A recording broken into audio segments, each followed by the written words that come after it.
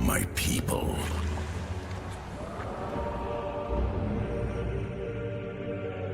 My teachers. My family. My love. All gone. Some things in this dark world are worth any price.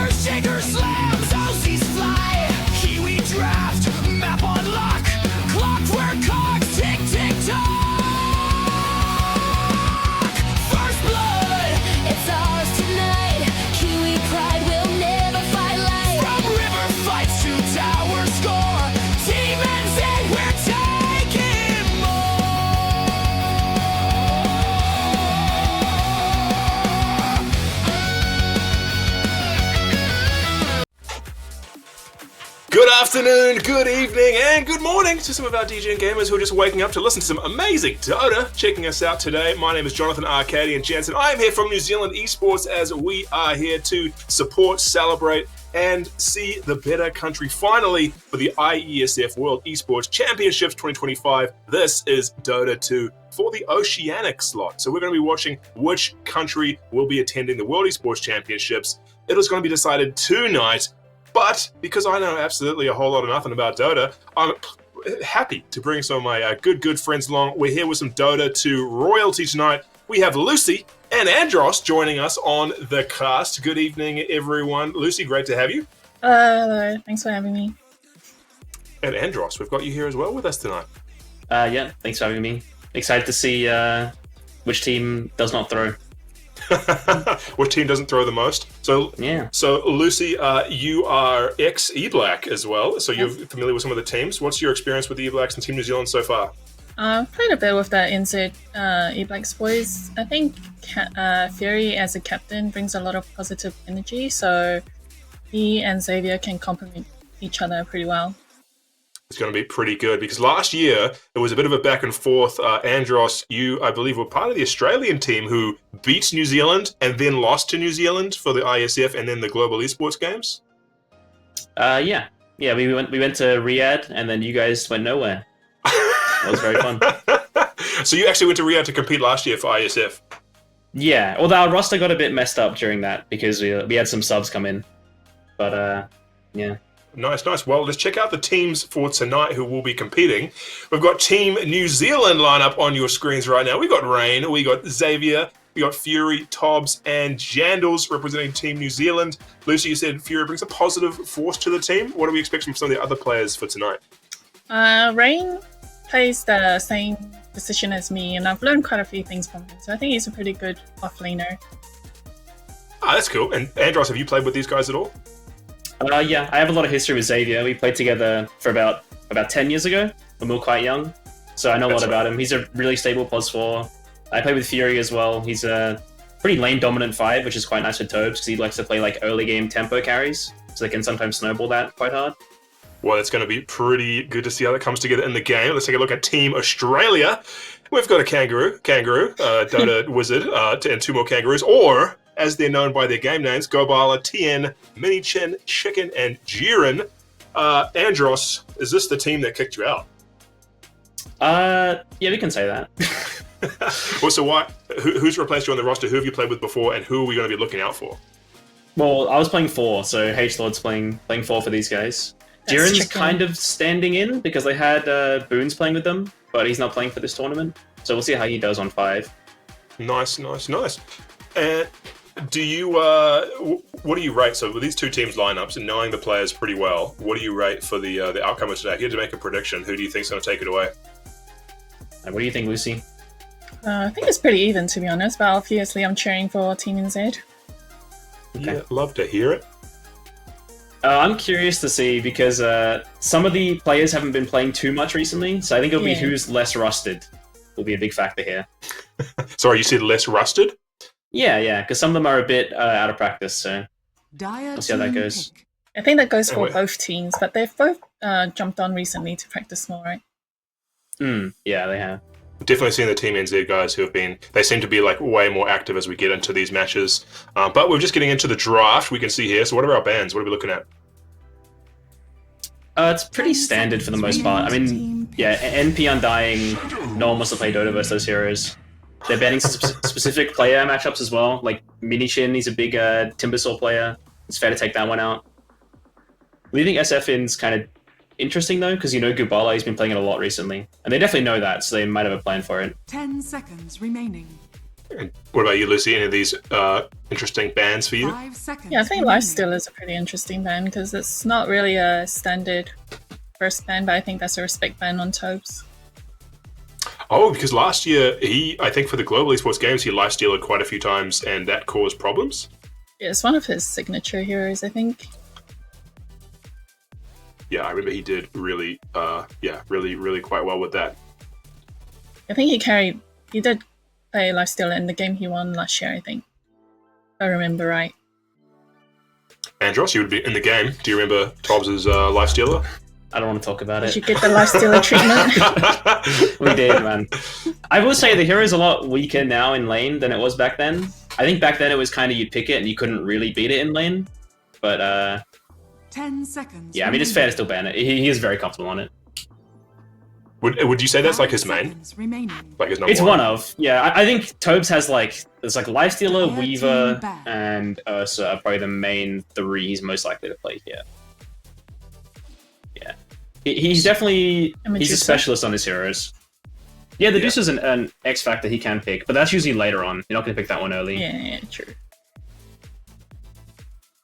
So we've got Axe here for Team New Zealand. Axe pick. Axe was pretty OP last patch, but they nerfed him a bit this patch. I think he's a little bit balanced now. What do you think, Andros?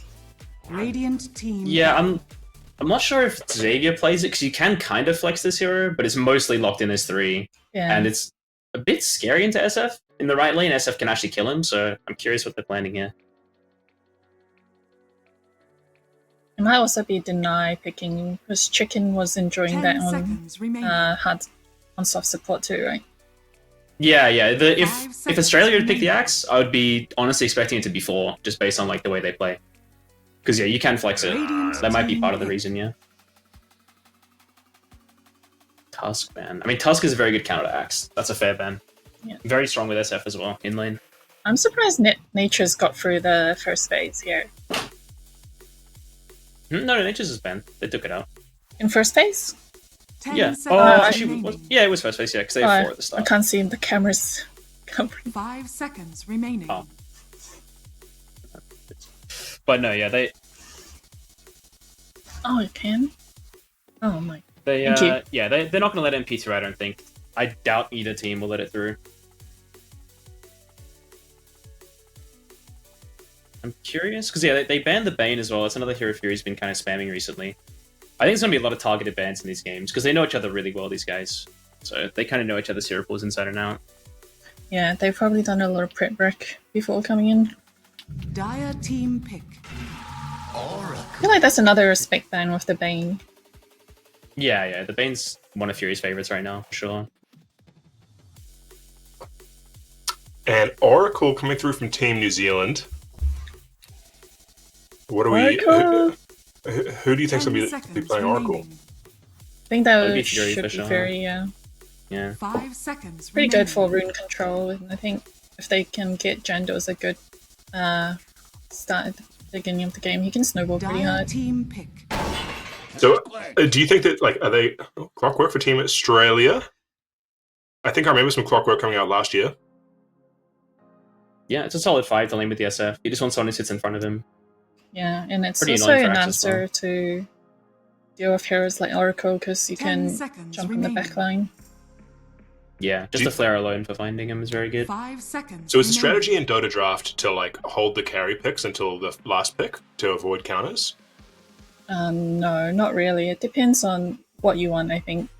Some carries you want to hold, but there's some like OP carries people can first pick, like Nature's Prophet that's been banned. Right.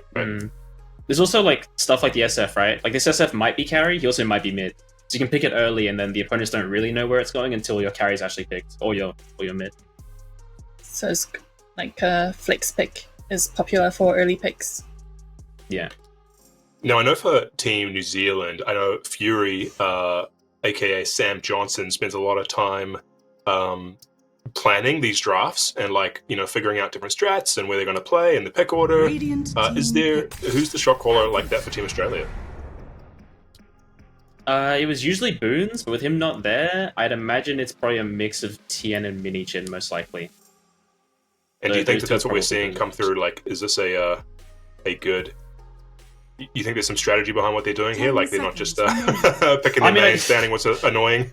I mean, I think they kind of are, to be honest. But I don't think there's anything necessarily wrong with that. Like, I think playing to your strengths and trying to hinder your opponents is perfectly fine. Like this Alchemist pick right here, like H-Lord or Chicken, he's been playing it a bunch recently. So he just wants to play it, so he picks it. I think it's definitely a way to approach it. It's not inherently wrong. H-Lord, aka Chicken, is a very good specialist hero player. I think. Whatever he spams, he spams it until he's very, 10 very seconds remaining. comfortable on the heroes. Does he hop around with the meta? Dire team pick. A little bit, but he also goes with what he wants to play. Yeah, That's I mean, his okay. It can be L4 shots is fired. definitely his thing. Oh, it's not shots fired. I mean, he just plays what he wants. And if you get good enough at something, you can kind of make it work.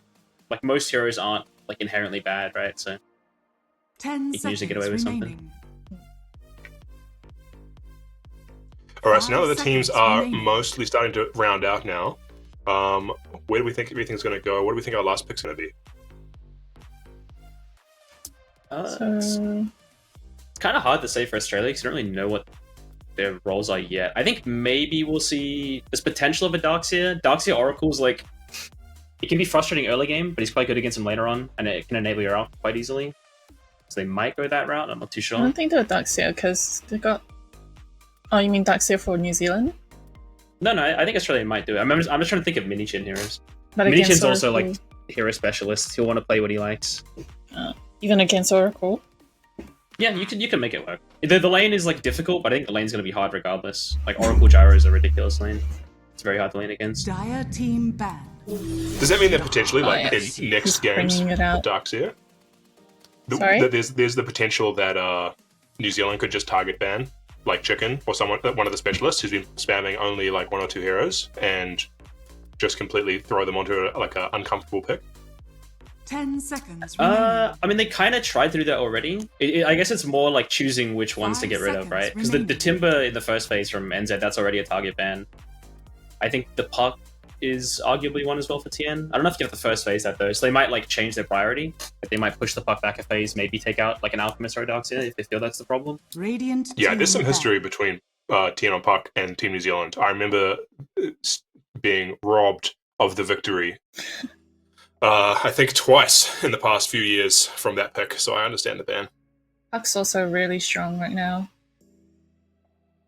Yeah, it's also it's just one of those heroes that's 10 really seconds frustrating. remaining. No one wants to play Dota against this hero. Yeah. It's miserable to It's play against. impossible to catch without hard stuns, and you have to chain Yeah. stun.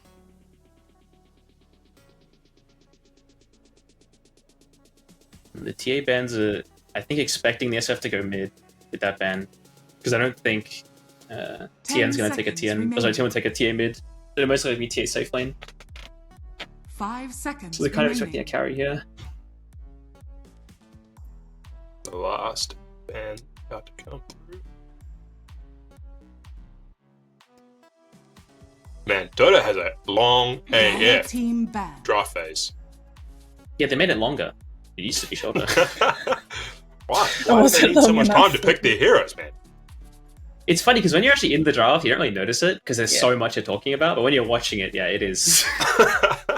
It is long. 10 seconds Because in League, do they remaining. have stuff like flex picks? You mean seconds you remaining. can pick someone and trade order? No, I think Right. she means like picking a hero that can play multiple roles. Oh yeah, 100%. Yeah. Dire team Yeah. pick. But the League of Legends experience is you sit in this for 5 minutes, and then someone dodges, and then you just wait another hour for your queue, and then you do it again. Sounds good. Wait, they can dodge after the picks? Yeah, you can dodge any time What? until the Oh, game that's- started. Without Like, even once punishment. Oh yeah, all because it's 5 in heroes. it's in a different client, right? Isn't it in like a 10 thing like seconds separate than it remaining. loads? That's so weird. So once all the champs are locked in, 5 then seconds it does a countdown. remaining. Game starts. Once the game started, you're in. But you can like go through this. Someone could leave right now, and then Radiant the whole team game is pick. just toasted. Reset. EK. Dragon Knight. Wow. Is that a risky They- pick? What's the wow, Lucy? Tanky last pick. I feel like I have a lot of melees going on in Team Australia. 10 seconds remaining. Yeah, I mean it's a lot of melees, but they do have Remaining. Darkseer. So it's like, yeah, there is the risk of bunching up, but you do kind of want to with this hero. Like he wants to get the boys together and just run. So I don't hate it. And what's the last pick? You're going to be here from New Zealand. Get some clairvoyance going on. I mean, knowing Jandals, I think he would Ember, but Ember into both those mid lanes is kind of difficult, so maybe he'll avoid that. I'm not sure what he'll actually want. I know he's been playing a lot of Primal recently.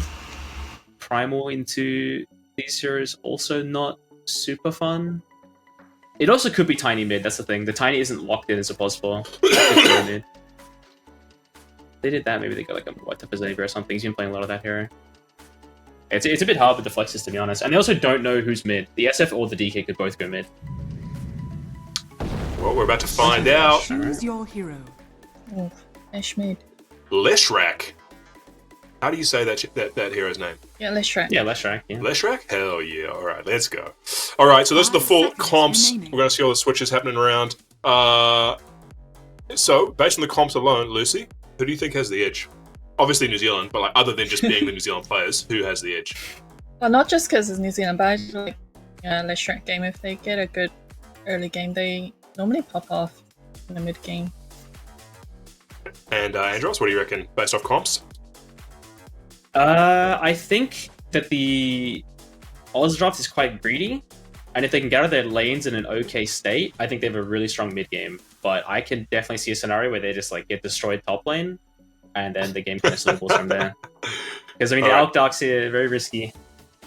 So we're going to see either a complete falling apart top lane into a snowball, or they kind of survive into the mid game and then try and take something away. Yeah, I think it'll be interesting if they get to the mid game in like an even state. I think it's like pretty open game at that point. Both drafts are pretty solid. And do you know if these guys have been playing against each other? Has been any scrims happening recently between them, or have they been sort of keeping to their own corners of the OCU server? Oh, it's worse than that. Half the guys on Oz play with half the guys on NZ in some other tournaments. These guys have been playing together. So they'll be very familiar. Yes. They also play five-a-side football together, like a bunch of them, so very familiar. Oh, we love to hear it. Seeing people say that esports players don't play real sports or get like active in the community, Prepare for battle. and here they are. The most important thing for these games, the profile pictures that they've changed to, because these guys always change to each other's pictures to make fun of each other. So let's see what they've done. Fury isn't doing it. What the Just hell, what Fury? I've been waiting for. Alright, they're Jen, not this is a doing- nice. Oh, we got a picture. killer there for. All right, so what are we watching? What's going on, team? So I mean, this Dash is smoked the up. standard, yeah. Everyone It smokes looks like level they one want now. to try something. This looks like some OPS stealthing that's happening right now. Do you think it's likely they're going to do any like pre-mobs Oh. fighting? Yeah, we'll see. I mean, the thing is, I think the Dire are really hard to run 30 into, seconds so to I battle. don't know if New Zealand want to go in there. I think most likely they'll just trade runes level 1, which seems to be what they're doing. They're going to try to take top. What do you think about 3.5 melee heroes into Axe? But you're calling DK half? Yeah. I think it's not that bad. I mean, I think it's fine when it's like the clock and the Alp don't really care that much. Like the clock is more annoying for the Axe, I would say, than the other way around. Alright. And yeah, Darks The is battle it's fine against begins. Axe as well. I think it's not too bad. Yeah, just straight trade. So £2 Ts each. Alright, who's blocking waves? That's the new thing. Everyone wants to block the waves. Let's see what happens. Yeah. Is Topes ready for this? Oh. Or 3v2. Fury. Yeah, Fury's getting sacrificed here. Dodges the cog, actually. No. Hold up. Is he gonna get away? No way. No. First blood to Australia! Oh! Fairy's As if- warming up. Yeah, this is the practice game. He's We had chilling. a lot of practice games in CS2. Fury's notorious for feeding first blood. This is just his method.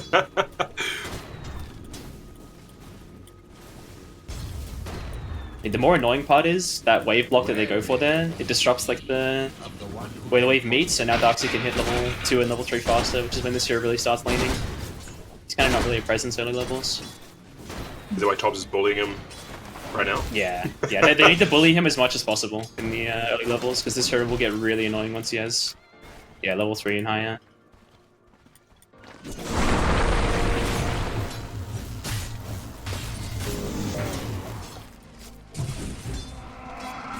I'm curious to see how mid goes as well, because I think the Lesh is mostly going to play for his own farm and then rotate early with his W. But maybe they can pull like a clock rotation into mid lane and actually punish the Lesh, because he's pretty killable with either support coming. Who's stronger in the hero matchup? SF or Slash? I think it's just a farm trade from what I understand. Maybe it depends on which support rotates better. Yeah, I think the support rotations are very important in mid, because both are super killable with like +1. New Zealand seems to be doing pretty well in the trades across top lane and bot lane. Yeah, I think this top lane will be relatively fine for NZ. I don't think the DK can really pressure Axe that much. He just mans up on him if he tries to hit him.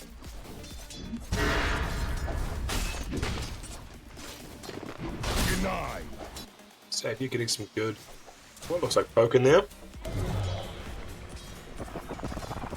Alright, Ken Fury. Fury Grimace? Getting ready to feed again. Drift? close himself up. Oh, together.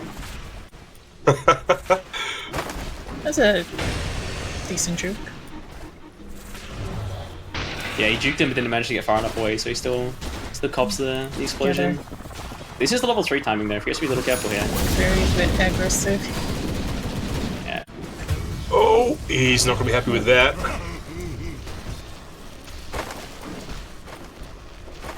I bet you he's on the team chat right now. It's okay, guys. That is true. Fury is the bigger cheerleader for his own team. Yeah. It's all calculated. Alright, guys, I'll stack for you, Toads. Don't worry about it. Does Dota have catch-up gold? Yeah, the yeah, stack. there's comeback, yeah. See? There's big brain strats right there. That's what it's got.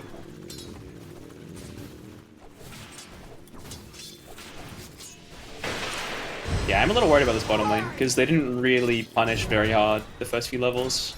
And I think it does just get better for Darkseid as it goes. Dire's structures are fortified.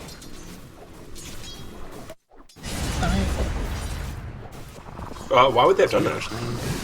There's like certain plays you make where you fortify the waves so you can like dive them under tower or like shove wave into them, stuff like that. I see. I was curious who did it. I'm actually not sure who did it. I don't really see anyone get any benefit from it, to be honest. Yeah.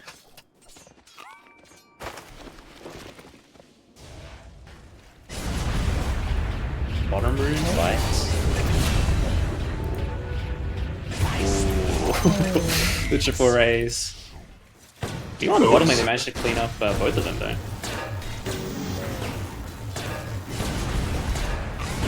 Maybe getting stuck here. Alright, that was it. Little kill for Shadow Fiend. Is he a hero that you'd expect or you'd not want to give some kills to early? Yeah, very much that. Yeah. He's painful. Yeah, it's a very bad hero to feed early. I mean, they do have the means to deal with him, even if he does get a couple. Like, he gets like a decent lead. They can gank him and try to shut him down. I think the bigger thing there, though, is his bottom lane. Although, as I say that, they do die after they come back. But yeah, they managed to kill both of them while that mid fight was happening.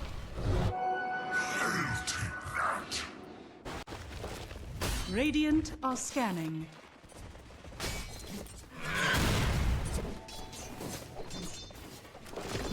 Any punish on this spot? What may be very dead. They at least try to find a way to connect though.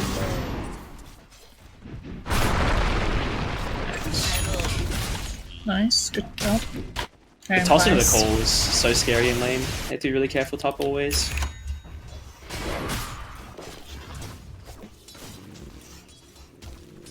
What's the stack situation like? Alright, no one is stacking. Right.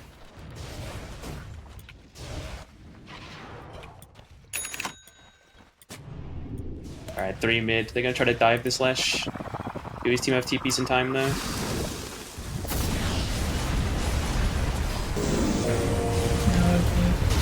Oh, they're covered up. They're covered with the Oracle though. And the supports are here. Oh. Nice. Oh, really good. If they're gonna skirmish like this might decide the game, honestly, like these 3v3s in the mid lane. Because both these heroes can snowball super hard. Team New Zealand's heroes? Well, both mid laners are both like pretty snowball like tempo heroes.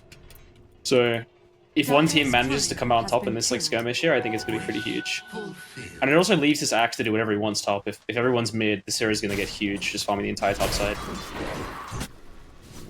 He's even getting a stack over there with the pool. They're looking to dive Tobes here with the shells though, he needs to be careful.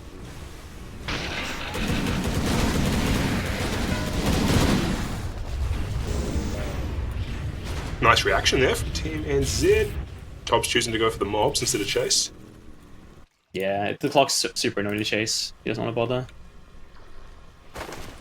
Any XP rune? Oh, looks like Xavier's covering his own one. Oh! Oh, he stood out. Yeah, that was very close. Yeah, looking at gank this Axe. I mean, this is one thing as well. The SF can always make rotations on this hero with the triple raise. Just burst through him.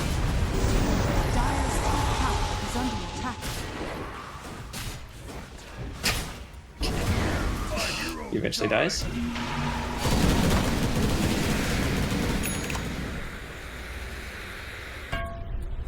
Dire's middle tower is under attack. Warriors got nothing out of it. Yeah, I think so far the trades across the map are relatively even, honestly. No one's really getting a massive lead here. I think the Axe feels pretty good, despite dying there. Like, he's having a pretty nice time. Which, from your like pre-game analysis, you'd say that that's sort of like a net win for Australia because they're going to scale harder into mid-game, just keeping it even? It's not necessarily scale, but it's just I feel like the weakness, or there's a potential weakness in their lane, and they've gotten through that, which is quite nice for them. Because yeah, I wasn't entirely sure how this bottom lane would go with the Darkseid, but they've gotten what they need out of it. Like he'll be fine from now on. And what about the early gold lead? Like I see that Australia's up less 1k gold, but it's all still pretty even. Is that sort of to be expected? Yeah, I think it's pretty standard. Like the mid trade are pretty even. Both the offlaners are kind of just farming their sides of the map. I think the main thing is going to be how Radiant deal with the group up that's going to happen. Because they're rushing pipe on the Darkseid. When he has that, they're going to start running together on Dire. I mean, overall, in Dota, how important is gold lead actually?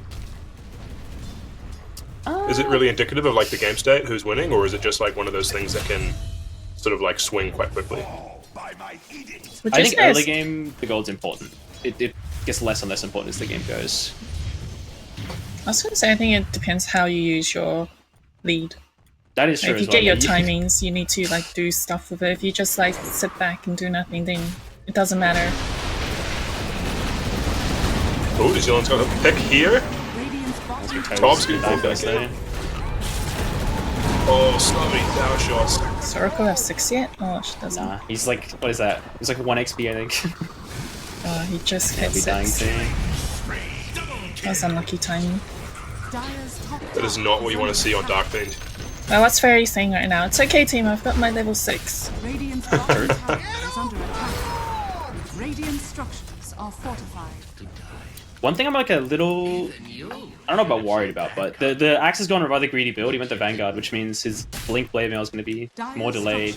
And there's a solid chance the fights are starting before he has it. Radiant's bottom His tower team might need is that a under little attack. earlier. Dire's middle tower is under attack. That is true. Looks like H-Lord's buying an Ags for someone too. Who do you give this Ags to? Surely it's just straight SF, right? Or Daxia? Yeah, maybe. I mean, you can give both probably, but I think SF early Ags is pretty nice. Hmm.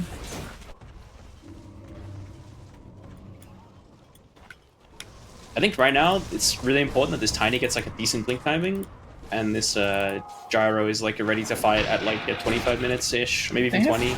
They don't really have a hero to go in until someone gets a blink. Yeah. Unless Oracle's like standing behind Lesh. Yeah, Axe is like kind of awkward. He doesn't really want to just like straight jump in. I think it's much nicer if Tiny can kind of cause chaos for him to then go. Yeah. Yeah, they're giving Xavier top lane, so you should get it at an okay time.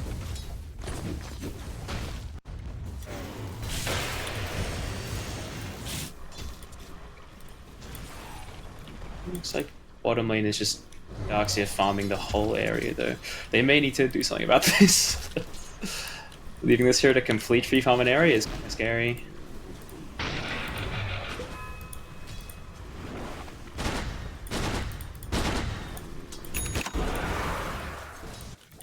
They are grouped in mid. They don't have the Blinky on the Axis, so it's a bit awkward to try anything. Not sure exactly what the plan is. Maybe it's like smoke and run top? Yeah. Alright, we'll see if Kubala sees this one coming.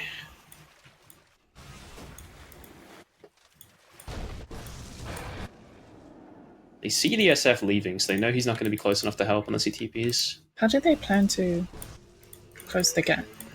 Just run ahead? I mean, if Lesh is with him and slows as the Axe hungers, they'll be able to close the gap. And he's also on the stairs here. It's like a perfect spot to jump him. Easy. Yeah, there you go. Now, can they punish... This is already here, though. The reactions? Oh, it's a perfect lineup. Huge team this is fight. so good. H-Lord's just gonna slowly get killed here. Been completely ditched. We'd love to see it. Oh! Alright, we like it, we like it. Back with the gold lead. Good fight, good roam. Sam says, see, I got my 6. Now we're chilling.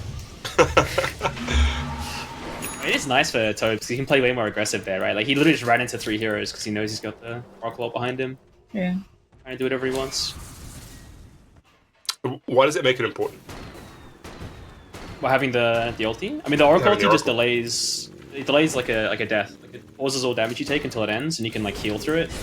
So unless they like basically just drop every ability on the hero that gets ulted, not gonna die. Oh. Maybe force on himself if he wants to. I have no follow-up. Yeah, He's like right here, he'll try to heal through this if he can. Was Team come? Oh my goodness. Oh, he healed.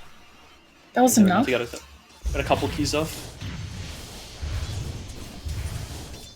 You have a shielding on the SF. If they can't purge that in the fight, it would be kind of hard. Might use that.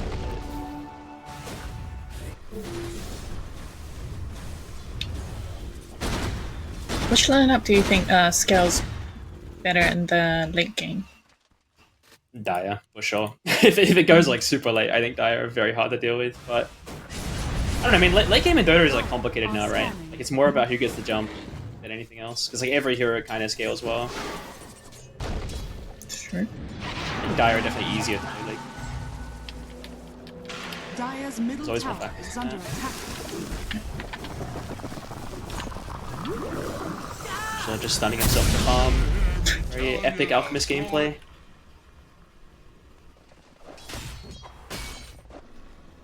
Yeah, the game's relatively quiet. It feels like only Radiant are really making any moves. They're kind of chilling out. Oh, thanks to Smoker, that was quite nice. That's one of the Fury deaths there. If Fury dies there, he's telling his team I tank the gank, it's good, guys.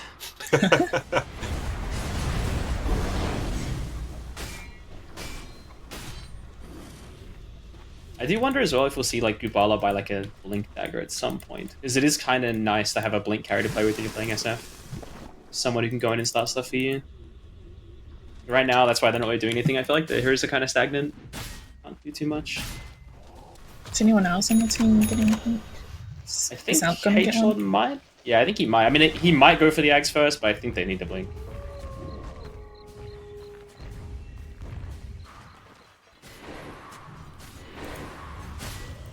Radiant's bottom Interesting, the tower Axe is going under for attack. Shard before Blade now.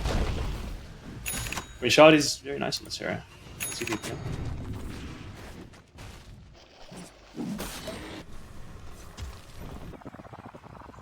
What's that doing? Watch that, he's just stunning himself. He's just chilling out in the jungle. He's almost got his blink, maybe that's what they're waiting for, because I think the pipe is up. So maybe they want to blink on him. And then they'll maybe try something. They are like, yeah, just super passive right now on Dire. Looks like they're gonna move towards bot. Radiant's bottom tower And Tobes is already out of there. Radiant's bottom tower Going full has fallen. dataless. That's kind of Chad. You may want to be Kibby, but we'll see. I mean, he might be looking at this and just saying they are AFK. I'm gonna like be greedy. That might be the mentality. I feel like Tobbs over the last few years, watching his development, he's just gotten so good. Are scanned. Like I've been really impressed with how he's been playing, you know, a lot of these matches for New Zealand specifically. I feel like when he first started playing carry, because he was a POS 5 player before, right? I think he had like an issue with like just being greedy. I think he thinks too much about his teammates. He's a decent human being. Like carries they have to be assholes. They have to be greedy. Sometimes you just gotta tell your team to hold up while you hit some creeps. Yeah, well, since he's picked that up, I've noticed. Yeah, he's been definitely a force to be reckoned with in these games. Do you think there's any personal rivalries? Is like Gabala wanting to specifically chase down Rain and end his life? I think the main stuff we'll see is potentially some tips exchanged if Lashrak kills the Darkseer. They live in the same house. That would be interesting. Oh, really? Yeah, Gabala dies in the lane. Yeah, there's going to be a lot of a lot of trash talking for sure with some of these guys. Wait, so who's living in the same house? Jandals and Minichin. Alright, so you're telling me that I can tell Jandals to go pull someone's internet? And, He can, yeah, he can. Are scanned. Oh, Tobes. They finally gone for him. Gets ulti off first. And it is going to matter Or ulti absolutely. comes in. Oh my just on goodness! time. If he lives, That is No sick. he way! lived. That is absolutely crazy. There's the tips. Just on time. Huge play. Good That's the power of the reaction Oracle by right his there. team. It is so frustrating. Gank the gyro. Okay. Gyro. That's some good old chat from Dobes. We respect that. Yeah, funny seeing Tobes while chatting. It's the carry mentality. It's getting to him. Yeah. Yeah. Telling you. Becoming more and more of a... It's growing that aura, that carry aura. He's truly embraced the top. It's gonna be so demoralizing though, because like they've done nothing and then they finally go for a play and it just gets them all killed. That does not feel good. And they've already been playing pretty passively, so is that just gonna like it's gonna be a big hit to the mantle? I mean, they're smoking up and trying to go again. I mean, maybe they think But they've got their they'll timing because they've got expect the AFK. blink and the pipe, right? Yeah, I've seen this this is strategy in easy solo timing, queue so many times. This is the slow descent into And tilting. Oracle has no ulti right now. I think they should be dodging at all costs some Radiant. Yeah, I mean, look where Tobes is farming. He's gone in the middle of nowhere. Axe farming pretty Comes the safe other as side well from today. that. Anybody see? It's okay for Rain to play here. He's pretty tanky. Yeah, and I think even if Rain dies like a 5-man gank, I think he'll be... I'll say whatever. I don't think he'll mind too much. Dire's middle tower is under attack. Also, just watching the Twitch chat. Big shout out to Jane, the Fallen, who's jumped in, said hi. Big save. Hello, Jane. Oh, I said jump in. What's back? My son misses them. Oh! That Coordinated almost, attack. they almost cooked it. And there's the tip on TN. Okay, Janels is getting warmed up. Almost cooked it. Yeah, he did miss the stun, but it was all good. Dire's top tower is under attack. The fun part is When you know Lashrak, it pays off to have a positive captain on your team. We've had a rough start, dying a few times. And now they're like definitely stable. keep it together. They're doing awesome now. We'd love to see it. Can they take advantage of this? So this time of the game, 20 minutes in, what are we expecting to see from Team New Zealand? I mean, It just looks apparently like they're they're fighting for the snowballing timing. This is very rough. Because like, yeah, if you're this Dire team, you should have felt like we get this Python Darks here and we just go, and it is not working. That is like super demoralizing. Pause from Xavier. And now X is like snowballing, which he loves. 1000 ping tiny. Okay. Oh, so Xavier's playing on allegedly playing on Mobile. mobile data coming into the game. And you know what? This is because he moved to Australia and he's on NBN. Should have stayed with the Kiwi internet. Exactly. If he was in New Zealand on the chorus of fiber, this would be a whole different story. I just But love taking the pause. I just love the 1000 ping comment because you know he's just saying that to annoy them. Like, you just lost a fight to 1000 ping tiny.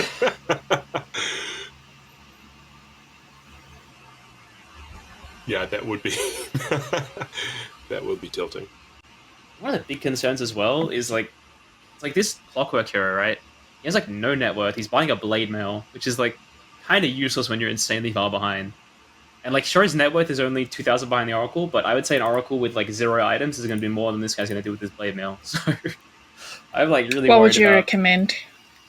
I mean, if he bought like a Force and like a Solar to like help his teammates, that'd be something. Obviously, he's like so poor, like he probably only I think have half a Force. I think but Force would be so good. Yeah. yeah, it's just something. Like he's not going to do anything with the blade mail. He's not. He can't tank much. Yeah, he will just die. Toads will kill him in half a second. Okay. Zate's back. It's the go when ready. Still playing on NBN, but can't help that. I think at this point on Dire, do you want more dragged on fights? You kite the Oracle saves and get back in. I think they honestly have to catch the Oracle. Cause, the thing is, right, with this Gyro Oracle combo, Gyro will just sit at the front. He's so tanky, and he does so much damage, you can't ignore him. So they kind of need to get behind and catch the Oracle, I think. Which, I mean, they possibly Do they can. have enough damage? It Who depends can who's get good. on the back line? Does DK have a blink yet? No. Depends who's next. The issue is, though, this DK is only like kind of Alcan falling Clock. behind. Yeah, but the DK is going to need Blink and BKB to jump back line. If he just blinks in, maybe they kill the Oracle, but he will die, for sure. So it's getting kind of hard for him. Like, I understand why he wants to blink, and I think he does need it, but he might need BKB first. Do you think he should have just got blink first instead of the whole MJ? More like Maelstrom Blink?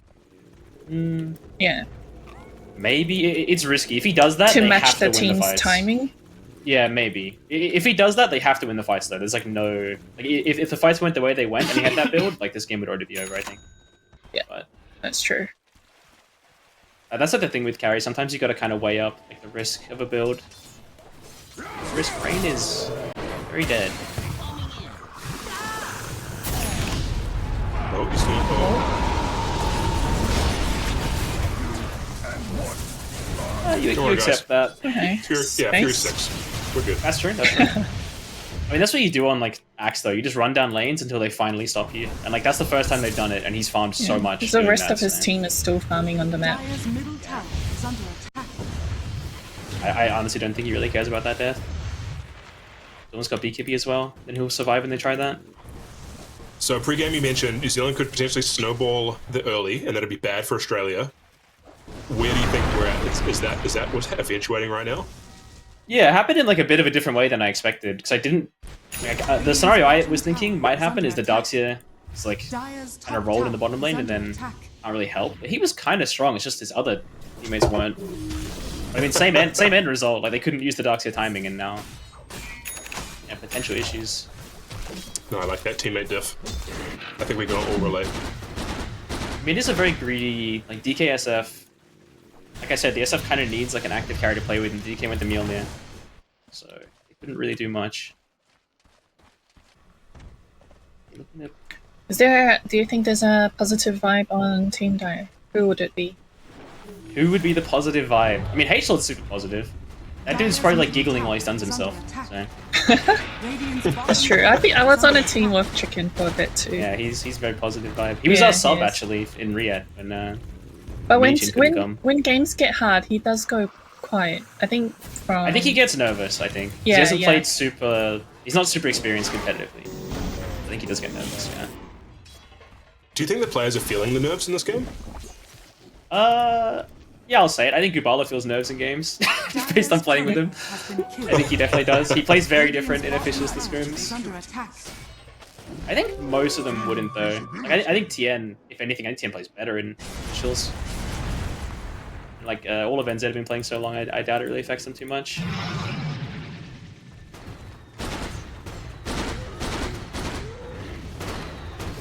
SF. This is pre-BKB as well. If they can slow this down, it's going to be really frustrating for Tien. Top tower is under attack. He just sees him. Is he gonna find him? And the toss back. Okay. He needs his team. Can't they finish it?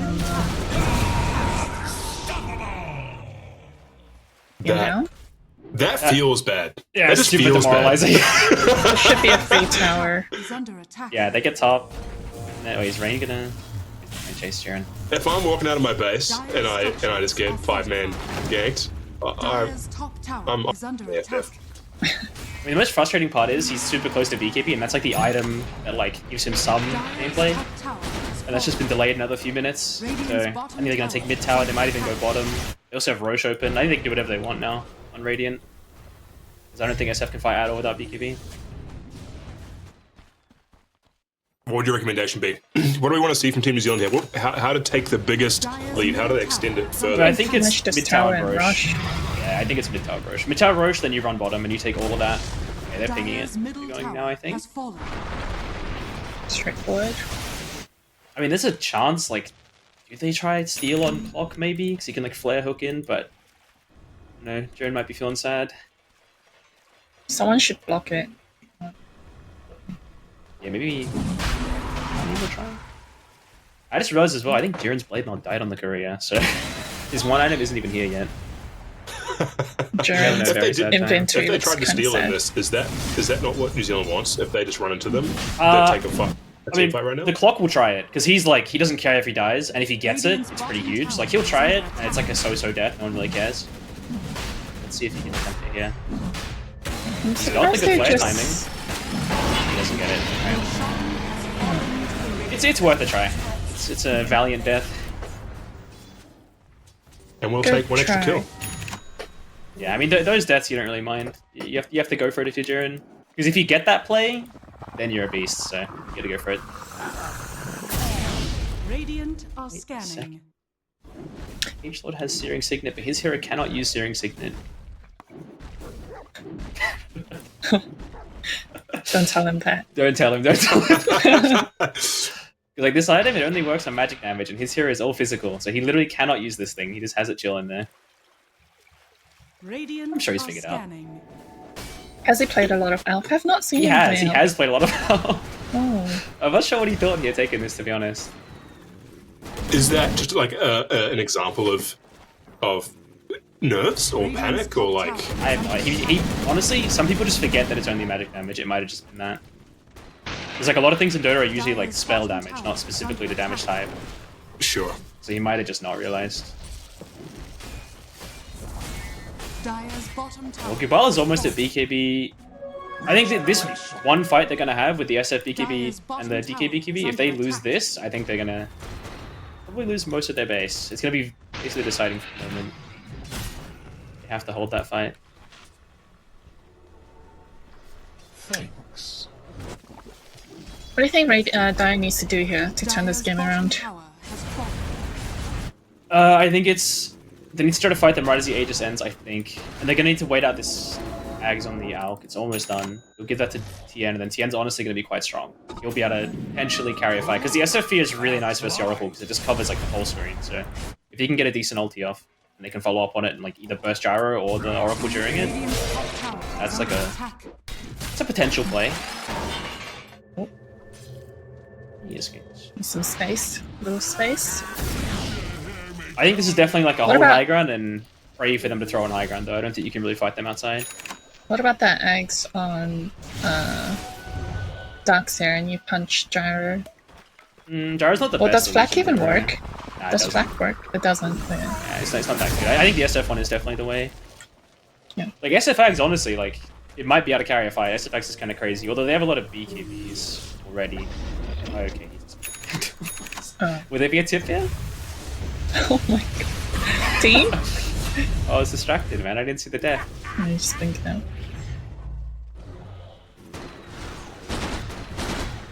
Alright, does Topes want to knock up high ground? The one thing as well is Topes has Satanic Zoom, which is like pretty much immortality with an Oracle. You heal way too much. Even if you're chain stunned, you heal way too much. Yeah. Yeah, he is shredding that tower. Yeah, his axe is super good for taking buildings. He's still got Aegis too. This high ground fight might be it. Catch, H-Lord dying. Okay. Janus just Another randomly kill for finding Team him. NZ off screen. Yeah, we take those. Yeah. They're just finding random heroes around the map. I mean, to be fair, Dire do have to just like, they have to play with the map, they have to run around, try to get what they can. Dire's middle barracks are under attack. Backdoor casual. Radiant's bottom tower is under attack. Top's just going ham on the base. He wants this over with. They can stop it. Not with the Aegis. Yeah, they can't. They're just sitting there Dire's middle barracks Mini chin. waiting for to end. Xavier trying to pick something up. We force out the wall and the pipe. They might just walk bottom now. Yeah, looks like- there's a DD as well. So you make If mistakes. Gyro wants to grab that. Guess I'll go check. I mean, the Aegis will be out soon, but once he has Satanic, I don't think it really matters with the Oracle behind him. Yeah. So last year in the IESF qualifiers, I think Australia won. Was it 2-0 or 2-1 in the series? 2-1. Were they close games? Yeah, they were pretty close. We kind of threw a lot on the high ground. I won't say who. Not too I won't unsimilar say to this who. game. Yeah, we kind of And then after that, they played the Global Esports Games qualifiers, which I think New Zealand won 2-0. They were quite big. Oh, actually, we threw one game, but then the second game was... the first game was like a decent game, but the second one we kind of got stomped. Yeah, so pretty even historical matchup. Australia has won the few years before that, Was but a New fight? Zealand has been looking Okay. hot in recent years. Chicken just mounted, unfortunately. I don't think he's getting the Alk again. This was like the trust me, pick me Alk, and I don't think the trust is here after this one. I don't think it's necessarily on him, but he just hasn't been able to do much. He's I think a it's good game. maybe it's too greedy, this lineup. Yeah, I think it is. That was what I was worried about, right? The Greeb was kind of crazy from the Ducks here. Alk. Top's now changes focus to top lane, taking out all those Yeah. structures. Dire's top tower is under Tower's attack. almost down. Dire's Barracks. top tower has fallen. Waller's not even here. He's just pushing. They're going to give another axe. You do have to defend your last tracks. I guess they're waiting for wall to come up. It's up now. They need to somehow get on Oracle. Yeah, they have to find Oracle. Going Topes is not going to work. They cannot burst him. Okay, Dire's top stun barracks himself. has fallen. Honestly, they might just chill out on NZ and just wait next Roche. They have like no reason to go high ground right now. Like, sure, they probably could, but they don't need to. A tithe to the impurities. Really, really definitive gameplay so far from Team New Zealand. Like, I've been really... This is, I love to see it. Let's go to IESF, boys. Let's go to the World Esports Champs. They're playing Awkward very jump. controlled, which is good. His Darkseid catch is huge, and they It can is. mess up his wall back. Oh, if they just burst him as well, that's like fight over. Yeah. Middle tower is under attack. Let's go. They found the Oracle. Alright. Does he buy? He Alright. does. Alright, that is frustrating as hell. The one time you get him, he insta-buys. And he's back. Yeah. Is he gonna stun in the pit? Yeah. And now you go take the final racks, I think, because no DK for 70 seconds. I don't think you even need to. Right, you can just end, right? Yeah, they're all. She had the bases. Dire's middle tower Oh my god, Team New Zealand taking out the rest of the Australian team. One player left alive. Bullet. 30 seconds. TNZ. Elite Kill Fury? Tip him, tip him, tip him. Disappointing from GG's TN. coming out in the chat. All done. Is that an FF from Australia? Yep. Wow. Oh, we love to see it. Good job. All the way to Is it? victory. Yes, good job. Woohoo! That is 1-0 to Team New Zealand on this best of 3. Hell yeah, boys. I am excited about that game. That is so good. I love to see it. Okay, so quick breakdown before we go to break. Lucy, give me your thoughts on how you think Team New Zealand played on that game. I think they had a little bit of a shaky start with Theory dying a few times at bot, but I know he's probably staying positive and making sure his team's on the same page. Like, they know that once they get their levels, they'll be good. That's what I think. Like, it's the experience from Fury. You mentioned it as well, Andros. These guys have played so many games. Like, they just don't get nervous on these officials and being able to die a couple times early. Like you said, Fury's early his signature start is first blood, and then turn it around. That was really, really strong, but not the way you thought it was going to happen, Andros. Yeah, it was a bit surprising the Darkseid lane went so well, and then their team still couldn't really do anything with it. And even like the SF had like a pretty decent lead over the Lash and mid as well. But I guess the read was too much from Dire. Not enough heroes really playing. So why do you think that happened? Like, what went wrong for Australia there? I think maybe the Alk is like a little too slow, because you compare it to something like a Tiny. Like, Xavier buys the blink, he's ready to go. His Alk's just in the jungle stunning himself farming. Like, the heroes on Radiant are just, they need one item and even just levels when it comes to Fury, and they're ready to fight. Which is, yeah, like much simpler. And that's why, I mean, New Zealand, what I really liked about this is, and what I've seen in the past is that it seems like New Zealand have been playing a little reactively in games where they haven't done so well. This looked like they really took control. Yeah, I would say they played somewhat reactively, I guess. Like, because they kind of waited for Dire to try something, right? With that TP bottom. That was like the big game swing, I feel like. When they tried that Tobe skill and got wiped. Like, that was the big play that like worked for them. I feel like that's kind of ideal for Oracle, right? You want them to run at your heroes, so you can just be at the back ready. Yeah, if you can predict the rotation and be ready to turn it, that's like what this series is designed for. Yeah, whereas if you're Oracle on a team like trying to force stuff, you kind of forced into bad positions as well. So it wouldn't be ideal for NZ to be the one forcing early game. Yeah, well, they executed it perfectly, and they came away with the win. And that's what we love to see. And so while the players reset this game, and while Xavier resets his phone modem and starts to get on some real internet, we're going to take a quick break, and then we'll be straight back with Game 2, Australia versus New Zealand. And so don't go anywhere, and we'll see you right after these messages.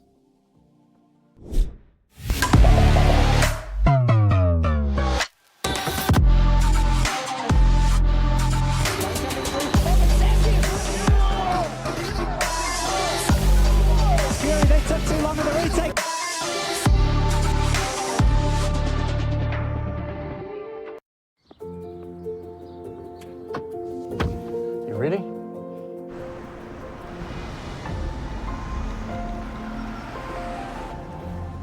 It's made of eucalyptus leaves. That's cool. Look, there's baby goats over there. I was making a joke. Such a dad joke. You having fun? It's beautiful out here. Have you ever put together a We tent? should do this again. So where are we going tomorrow? Anywhere you want. Kia, movement that inspires. Support your immune health with Baraka Immune Daily Defense and be prepared no matter the season. Its triple action formula supports your daily immune system. Baraka Immune, your daily defense. Good everyone. So, what's everyone up to with fibre? I'm parenting. I use it to play with my best mates. Eat it, Kevin! My fridge used it to help me order groceries, eh, Fridge? Yes, Miriam. We're friends.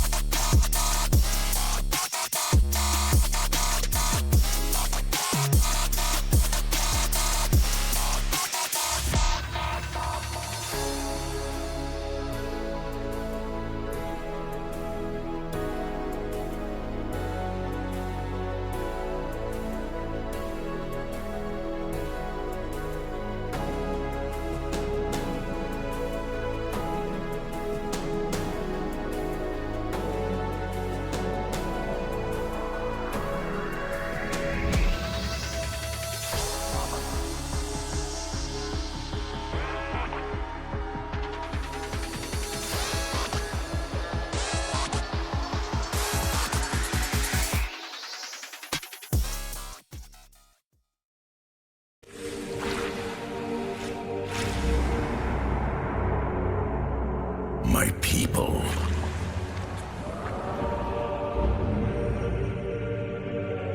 My teachers.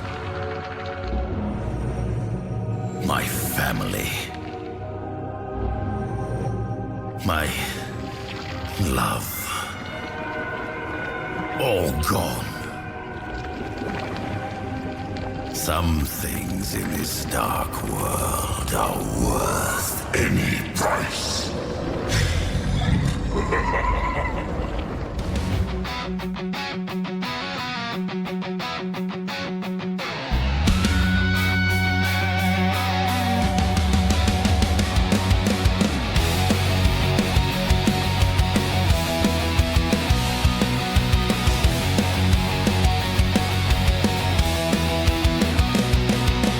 Thunder cracks, Zeus on high, Earthshaker slams, Aussies fly, Kiwi draft, map on lock, clockwork cogs, tick tick tock. First blood, it's ours tonight. Kiwi pride will never fight light. From river fights to tower score, demons and we're taking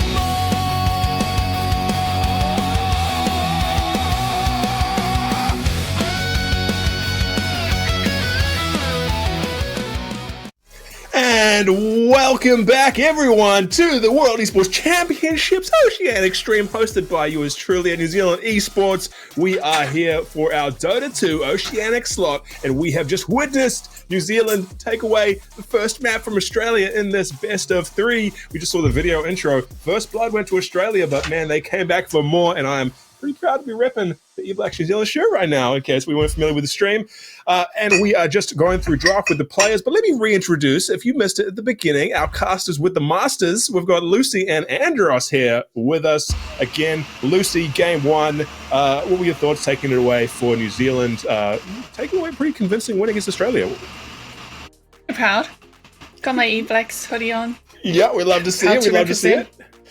Andros, how do you feel? I know you're living over in the land across the pond. First of all, I apologize for that. But second of all, how does it feel knowing the boys lost without you? I wasn't the problem. Confirmed, guys.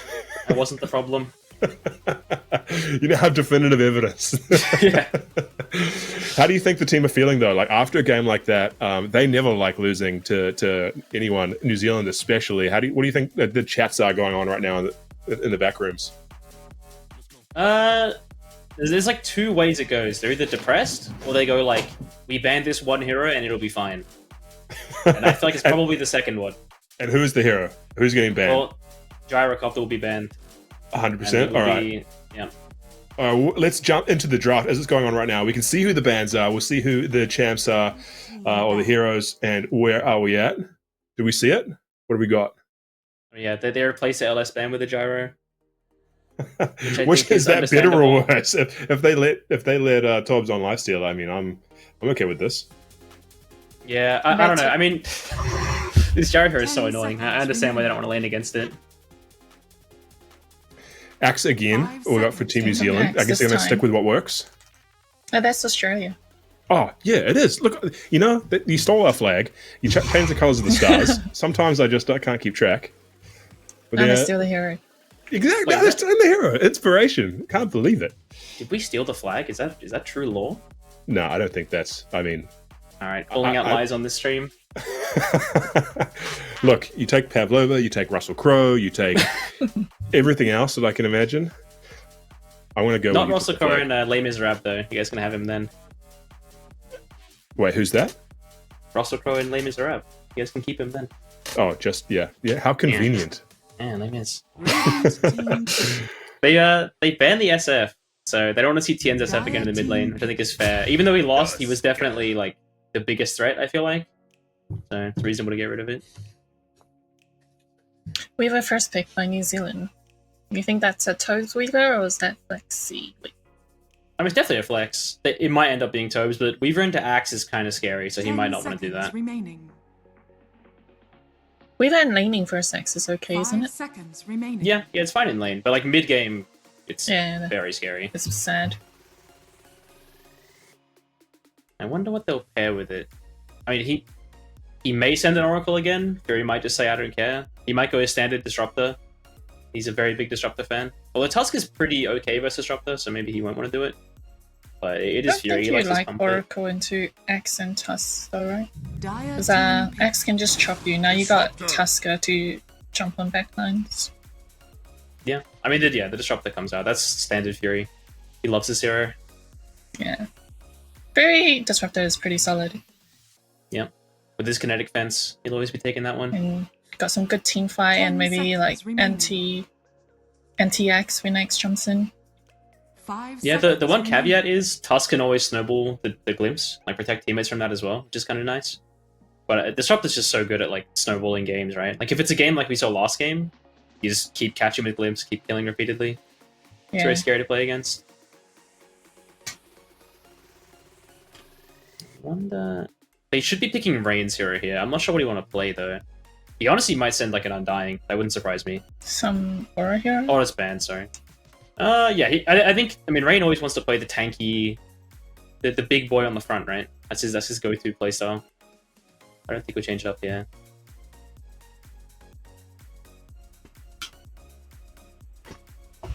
I'm racking my brain for Rain heroes. I know he likes Underlord, but Underlord blind into not seeing the carry can be scary. Sand King. Sand King's strong again. Okay, Centaur. I mean, this is default offlaner. You blink, you stun, you big boy. I feel like Sand King would have been okay here too, no? Senking blinded into the carry can be kind of scary. Like some matchups, you just yeah. feed, so you might not want to do that. 10 seconds But remaining. Sand King, you nearly always loses lanes. You just play for stacks. 5 seconds Well, yeah, but there's remaining. like losing lane and then there's like feeding, you know, like there's a big difference, and he can definitely end up feeding into the wrong Yeah, matchup. true. So they're showing Rain's hero now. They can just pick the carry. Yeah, I don't know what Bala's gonna want to play. He could go like an Ursa route. He could still go like TA maybe. Radiant team Yeah, pick. there we go. Templar assassin. TA. Yeah, this is a pretty standard group hero. Really strong lane with the Tusk.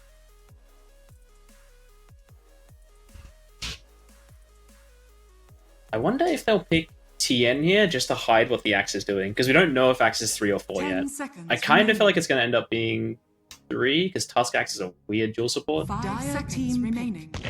Yeah. Or Chicken Techies. Signature hero. Yeah, and you do not want to Weaver into this hero. You will chain feed your lane. So Yeah. I think this definitely going to be Weaver 4, and you'll pick... Will he pick the Lifestealer? It's good into Techies. 10 It's seconds kind of rough into remaining. Axe. Also into Tusk, though. What else could he pick? 5 seconds remaining. Alright, well, let's do the If not- Tobes hero list. Weaver gone. Yeah. I was expecting to say life stealer and go. Yeah. Lifestealer. Maybe he would try Dusa? I don't know how well Dusa does against Techies now. He's a lot squishy than he used to be. Techies might actually be able to kill you. Carry for last pick. Yeah, I think that's fair. Keep the Saving flex the as best long as for possible. last. Jandal's Ember is also like insane comfort. Really nice versus both supports too. You can make Tusk really miserable 10 with this hero. seconds remaining. Radiant team How do you back. rate Ember as a hero right now, though, in this meta? In this patch? I think he's what he's been for a while, right? Like he's a solid like 50% win rate, like pickable, decent hero. I don't think he's like too crazy. I don't think he's bad. I think he does a job. Does the job. Yeah. And if 10 you're comfortable on him, it's seconds definitely a remaining. plus. Generals loves this hero. It's good for us, 5 seconds Axe and remaining. Tusk. Yeah. You can be really annoying for techies as well, because he can't jump if you Radiant chain him. team ban. They ban the Lifestealer. Do they ban the Dusa? If they do that, I have no idea what he's going to pick. Maybe he'd Ursa. I It's think just as Ursa's good kinda for his scary. TA, right? Was TA good for his Tusa? I think Dire Deuce is team decent ban. versus TA. I'm just not sure how his lane goes. He might honestly die to Techies. Techies is so much damage early. They He banned actually a might better Pug work him now. down. What do you think about that? Kind of random, I feel. It's really good against the TA Tusk lane, because you just decrep the tag team. And I think Weaver might go one. 10 seconds. It looks like they're remaining. just not sure and they want to cover their bases. Like, ban the best carry, ban the best 4. 5 seconds remaining. Kinda don't see the the Weaver going 1 though. But it is Tobes. You still got Medusa, Juggernaut. Oh, you would not want to jug here. Nah, you don't jug. And versus Tusk as well. Tusk is super annoying. What else does he comfy on? I'm just trying to think heroes that can like survive the techies lane. Because usually when you see techies, if you can pick a hero that can survive the lane, you've kind of already nullified like most of what the hero wants to do. 5 Because seconds it's very much remaining. like just kill the lane repeatedly type hero. How's Faceless? Team pick. Oh, it is Weaver 1. Oh, okay. It's Weaver carry. That's a choice from Tobes. We'll see if it gets punished. They have a lot of bursts. Yeah, I think he's... Yeah, he needs to be very careful about him. He can die very easily. And like all game versus Axe are pretty free kill. This Disruptor needs to babysit him hard. 5 seconds remaining. Is this? You think these picks are now out of like confidence? Is this a bit of bravado coming through from the first game? Yeah, these are pretty standard heroes in them. I remember Xavier played a bunch of Phoenix against us. I think it was the IESF games last year. Like maybe he like really likes this hero in these like high stakes games. Because it is like simple Dota playing this hero. You just kind of egg and protect your team. I think that's like the main thing I'm noticing with like NZ, like both like last year and like these games here. They just want to play simple Dota. Like not overcomplicate it, play comfort. And I mean, it works. We saw last game. Yeah, it's been working for them so far. And I know the team are desperate to get to a LAN this year as well, so... You may now select your heroes. One more win for Team NZ. Slaughter. Gross. I don't know how I feel about that pick. It's good versus the Ember in the lane, but Phoenix destroys this hero like all game. He might regret this, we'll see. We will see as the team gets ready, loads up. So, Team Australia coming into this one needing to win. If they lose this game, it is all over Red Rover, and New Zealand will be walking away with the Oceanic slot to IESF 2025. Or if Australia can pull it back, it'll make it 1-1, and we will be going to Game 3. So all the pressure here is on Australia to take away on the win, but also... a little bit of nerves will be coming through from New Zealand as they won't want to let this lead slip away to essentially reset the series, right? Yeah, you make it a BO1, very scary.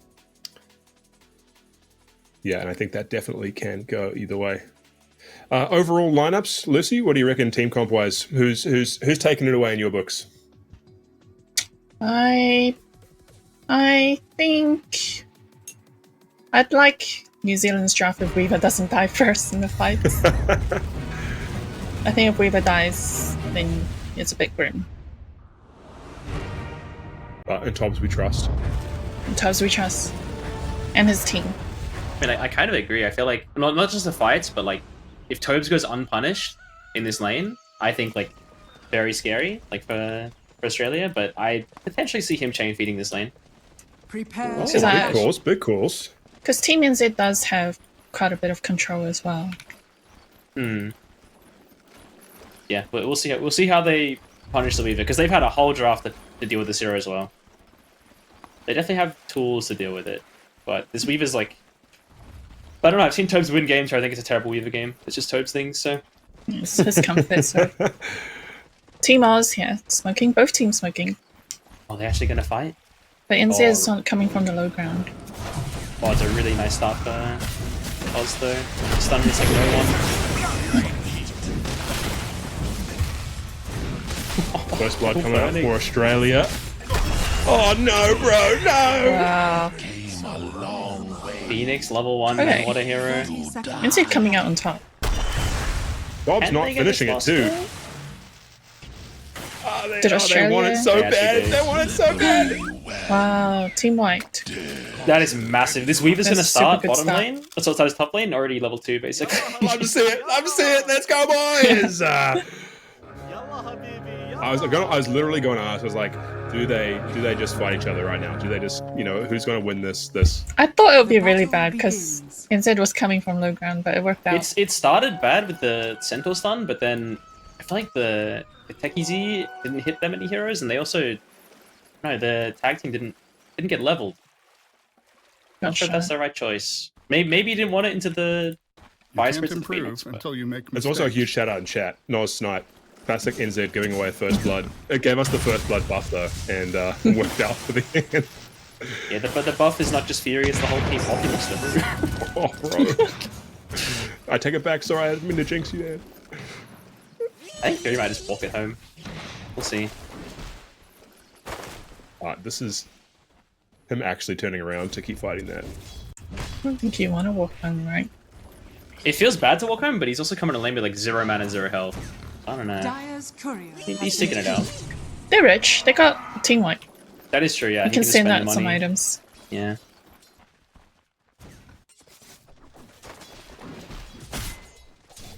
And most importantly, Tobbs walking away. Did he get 2 or 3 kills in that first I think exchange? he got 2, but he got kill involvement on 4 of them and XP for all of them, so yes, that's the biggest thing. Which facet did he get? Let's get us there. With the slow. Yeah. I think most of the facets are pretty normal. Fury didn't go fence though, which I am shocked by. He I loves thought his he fence. loves that one. It's also really good versus techies because you can fence the techie Z. I don't think they've changed that. It blocks it midair. Wonder why not this game. Yeah, because I've seen him play games and he's been really annoying with the fence. Yeah, he's very good at using it. I think usually the kinetic is like when you're versing a puck or someone that you just want to make sure, like, I press ulti, this guy's not getting out. But I don't really see that hero this game, so I'm not sure why he went for this. Radiant's courier has been killed. H4. The bottom misses meld bottom, so it should be fine. Maybe he just sees X wanting to jump in and you just counter ulti him. Really good trades mid there. Jandals looks like he's taking control of that lane. Yeah, he's doing well in a lane that... I mean, I think as it progresses, it gets worse for him. Like, Stardive will start to take over this lane, but for now, he's doing a really good job. My Blinking Theory died. Race to the Pushing the room. mid-war. Smartest cheating, he's on water. That's one of those deaths there on Fury where you actually don't care. Because you die, but the offlaner dies, and your carry gets solo XP. Tobes is getting huge out of this lane already. +5 for a 4. Yeah. Those are words we love to hear. As a tactical death from Fury, yep. All Yeah, part of the plan. another great shout out in the chat from Noel Snipe saying no offense on Furious, like purely misclick. I think that sounds more accurate from what I hear. I misclicked. Unluck. I mean, the circle's still okay anyway. Yeah, it's not the end of the world. I think it makes their lane like slightly weaker, but it's not bad. Especially when Tobes has already got 3 kills.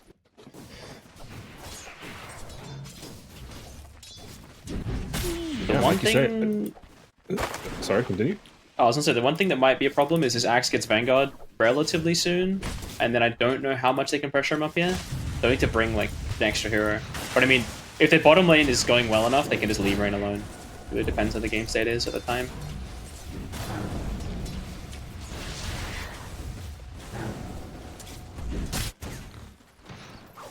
Is Chicken's Fence Disruptor a Yeah, I think that is, yeah. I didn't even see that. I mean, those two do play together on different teams, so yeah, that probably is from Fury picking it on his team. It's a low trade for the carry. Bottom lane Tusk goes down. Radiant structures are fortified.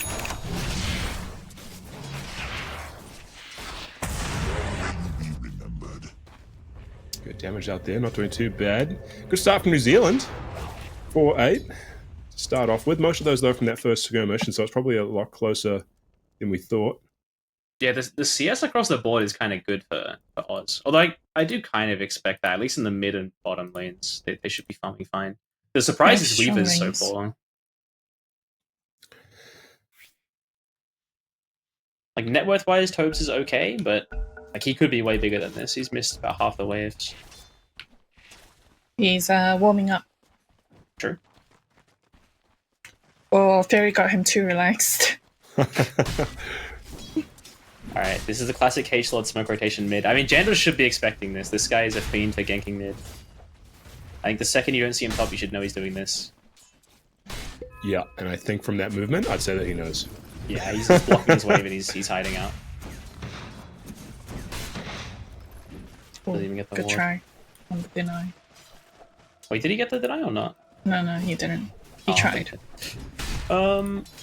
Yeah, I mean, this is annoying as hell for Jandals. Even if you don't die, like, this guy just being here is annoying. Because Frustrating to he's look already at. got a rough lane. Yeah, it's already an annoying matchup. They're trying to see if they can punish the Axe pre-Vanguard. He's gonna get a Fury kill, though. Or Russian Logos. Oh, Ooh. alright. Some communication there. I was wanting it. Yeah, Toes is not letting him run away here. Or? Clean. Oh! Little bit of Hold on. self-juking there from Toads, you do hate to see it. Caught on the You tree. might still find him, though. I think he might commit this. They know the Techie's E is down. Yeah. H-Lord might also just be feeding. Needs to be a little careful. Alarm for Blitz. Toads Toads does not is- care. Radiant's Oh, he's coming back now. So let's say he could definitely go for this. Another double kill on tops. Let's go. And a Lotus? Pre-Lotus. Dire's top tower is under attack. It's nice to see Alright. Xavier coming mid, because like I said, this Phoenix hero destroys Slardar. He can really mess with TN's game. As an unabashed New Zealand Radiant's supporter bottom with a strong tower is bias. under attack. Hell yeah, boys. I love the start.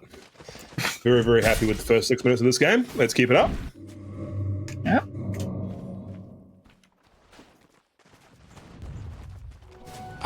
And the real question is, will any XP runes be stolen? Fury's kind of moving like he wants to try it, and they should know they're going to leave Axe alone. Oh, instead they're going to go to try to kill the Axe. He's tanky with the Vanguard, but with the Phoenix there, he should just melt.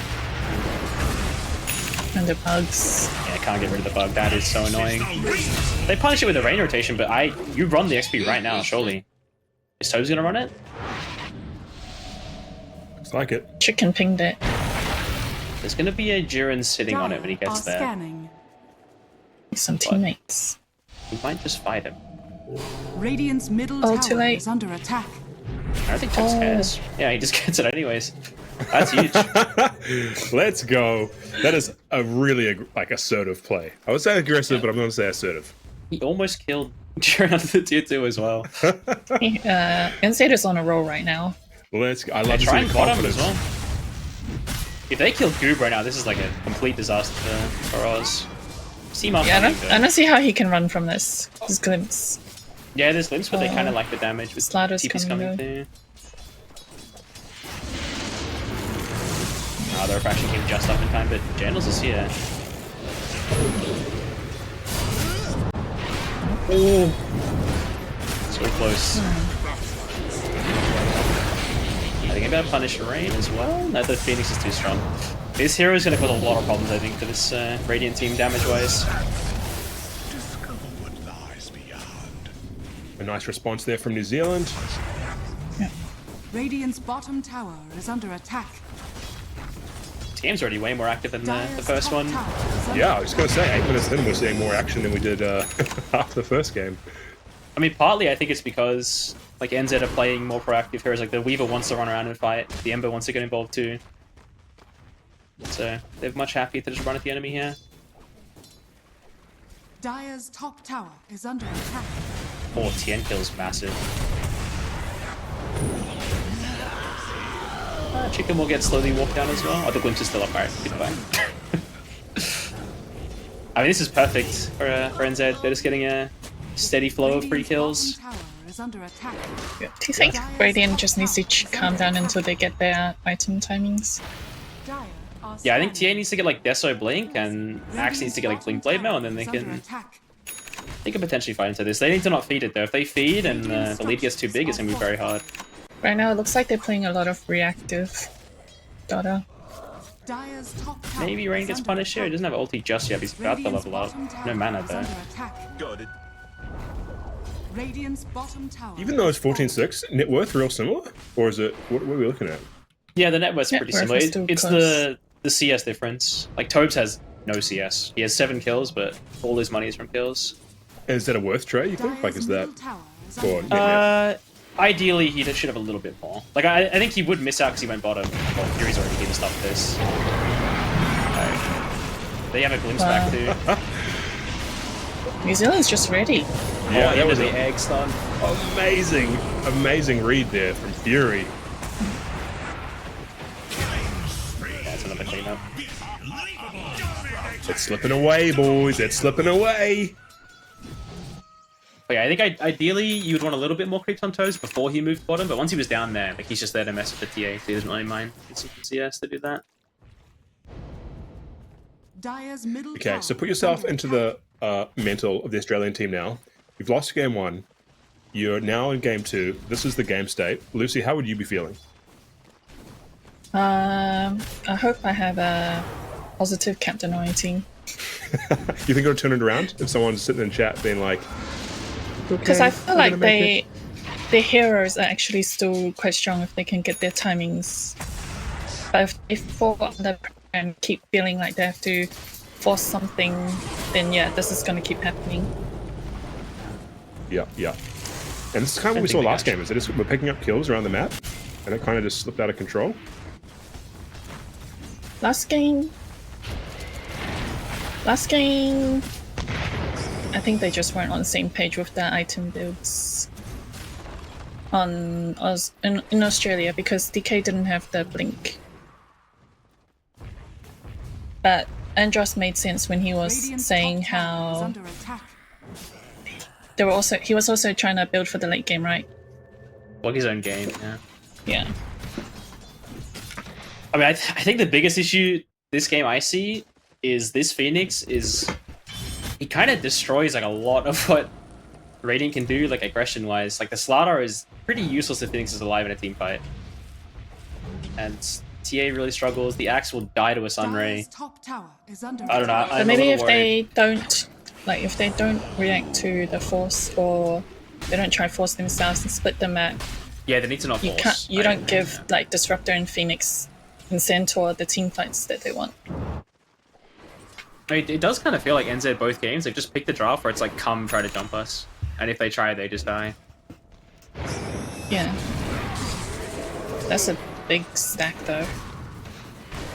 Yeah, the Axe is having an alright time. I think he's like the one, I guess TA as well. Like they're both doing alright. I think the Slardar is a little sad. I guess he's blinked now. Maybe he can make something happen with his team. But because NZ is doing really well right now, but if somehow this game drags and they get BKBs, they can deal with Phoenix, right? Oh yeah, the later this game goes, it's much better for Radiant. Phoenix, like, ultra late game is like a monster, but yeah, the BKB timings is going to be massive on Radiant. When they have the triple BKB cores, they can just run them over, I think. If the network's like even at that point. Yeah. Hope is stalking Gubala.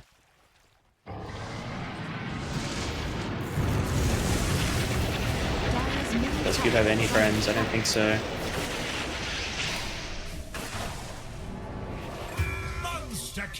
Smoke dust ready. I feel like this is the difference. Like, they tried that on top lane, and Fury was there, and Xavier was there, and they jumped Goob and there's no reaction. Maybe they get a Fury kill, but we really don't care. So do you know if any of these teams have actually practiced together? Or have they just been playing their own pubs? I heard there was a gentleman's agreement not to scrim. I don't know how true that is. Oh, okay. I mean, they've all been playing pubs, and like I said, like a bunch of them play together in like separate teams. Yeah. So like, you know, they're not like Rusty playing together, but yeah, I don't know if the actual 5-mans have played together in a very long time. NZ has played together for a while, and I think it shows, like, they look more unified. It's a nice pickup. Yeah, nice pick there from Australia. I mean, this Australia team is a bit of a mix and match team right now, right? Because H-Lord just came in, Jiren's like kind of subbing for Pos5, and I feel like having sub supports is really difficult because usually supports talk a lot in the early game and make like a lot of the movements happen. So like having like a carry sub is not so bad, I think. More of an independent role, but when it's like your 5 and your 4, yeah, it definitely changes like the whole way a team plays. Yeah, I think supports usually set the tempo. Early tempo, yeah. They set the tempo, and then like usually the cores come in and like pick it up. Yeah. We see it with this team, right? Like it's very much a Fury team. He directs a lot of what they do. Yeah. It's ready to protect his Weaver.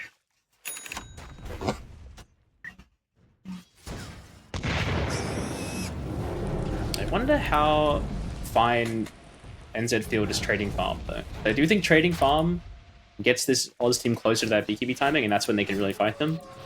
Yeah, I agree. I feel like what they did earlier, like picking off the TA, they just need to keep doing that and not overextend. But when they start chilling, I feel like Radiant will be happy. Yeah, I think that it feels like Radiant have been slowly just been catching up and just closing that gap that they made early with those early kills. Yeah, they're winning the map but losing the fights, basically. Using more of it. I mean, it's to be expected. TA and Axe are kind of... If you give these heroes any space, they're going to farm everything. They have best of this Axe now, though, so he may be melting.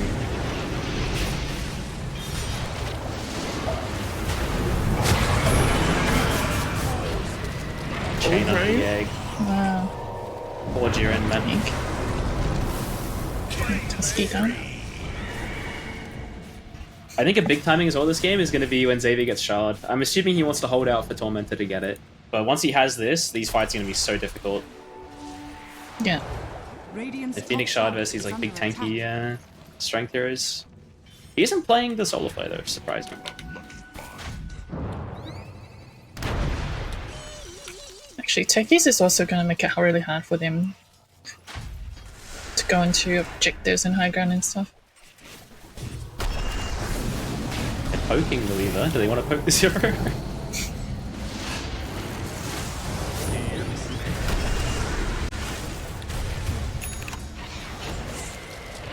Can Minichen get a big jump here? There's no static, no egg.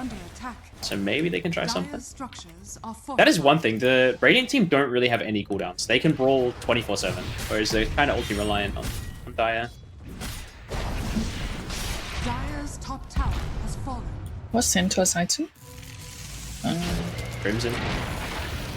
Yeah, they're all physical damage, makes sense. Radiant's middle tower is Links back under the tusk. Or Jiren, man. Jiren's having a rough time. Toms is really relying on those kills for his gold, though, hey? Yeah, the fact he has 9 kills and he's only got 100 CS is kind of crazy. I mean, he's got the shard soon. He'll farm fast with that. Dire's middle tower is under attack. He's got Deso too. They can get Rush quite easily. Yeah, I think it'll be With Torm, bugs. and then maybe they'll try Roche. I don't think they can contest Roche into Phoenix Shard. He does get it. Xavier's committing the Yules to protect himself from the initial jump, which makes sense. TA Shard's going to come out relatively early this game too, I imagine. Okay, TA's dead again.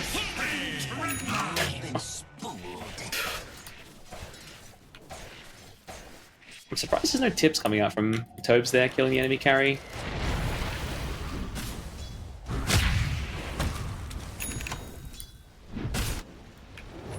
This game feels more serious than first game.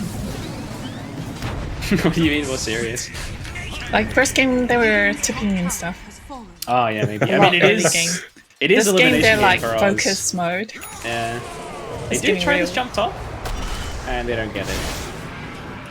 Radiant's middle tower Oh, that's sad. I mean, if they end up losing Minichin here as well, this is super demoralizing. They've got Tusk watching. Yeah. They chill out, yeah. Oh, Fury? He glimpses good. Oh. That is mental damage right there. Radiant's bottom tower is under attack.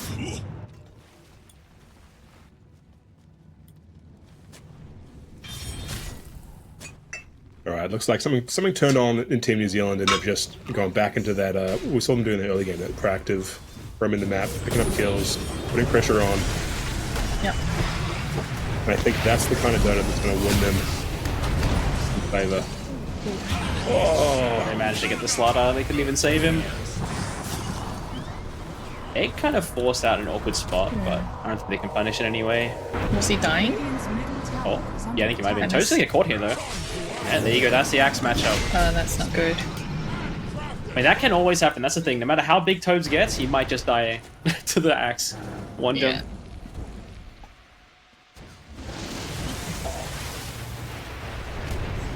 I was being a bit greedy coming He's back. got to ulti.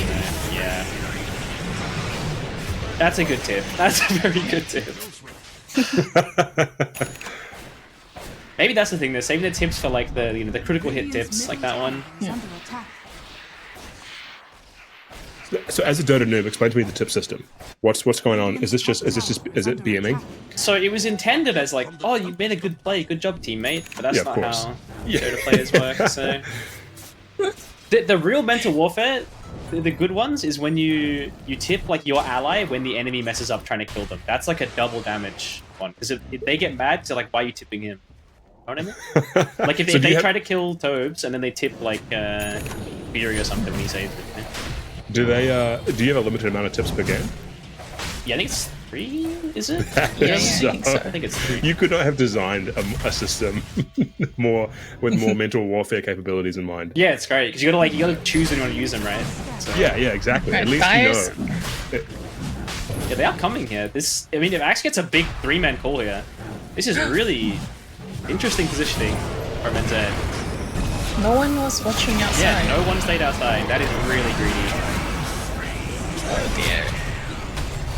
All right, And just like that. that is how you speedrun throwing a game. I think maybe because Radiant took Tormentor, they didn't expect them to come. I think regardless, you leave at least Yeah. Phoenix or Disruptor outside. I don't know what they do inside. There's no It's point like to be one in there. person at least, I don't know. Because if Fury's out, he can static the Techie's jump and none of the mines come out. That was most of the damage there. Yeah. Mines and TF all up. I don't know. Middle tower has fallen. Very greedy. Dire's bottom tower is under attack. At least they burn the Team's on Aegis, the I way guess. to PKB. Oh, Cube's stealing their XP as well. And maybe a free Fury kill. Oh, Fury gets it. Actually kind of worse for Fury that he got that. Yeah. At least he got something. Yeah, his innate pushed him out. That's actually kind of... That's what he's saying. hilarious. I got the wisdom, guys, don't worry. Yep.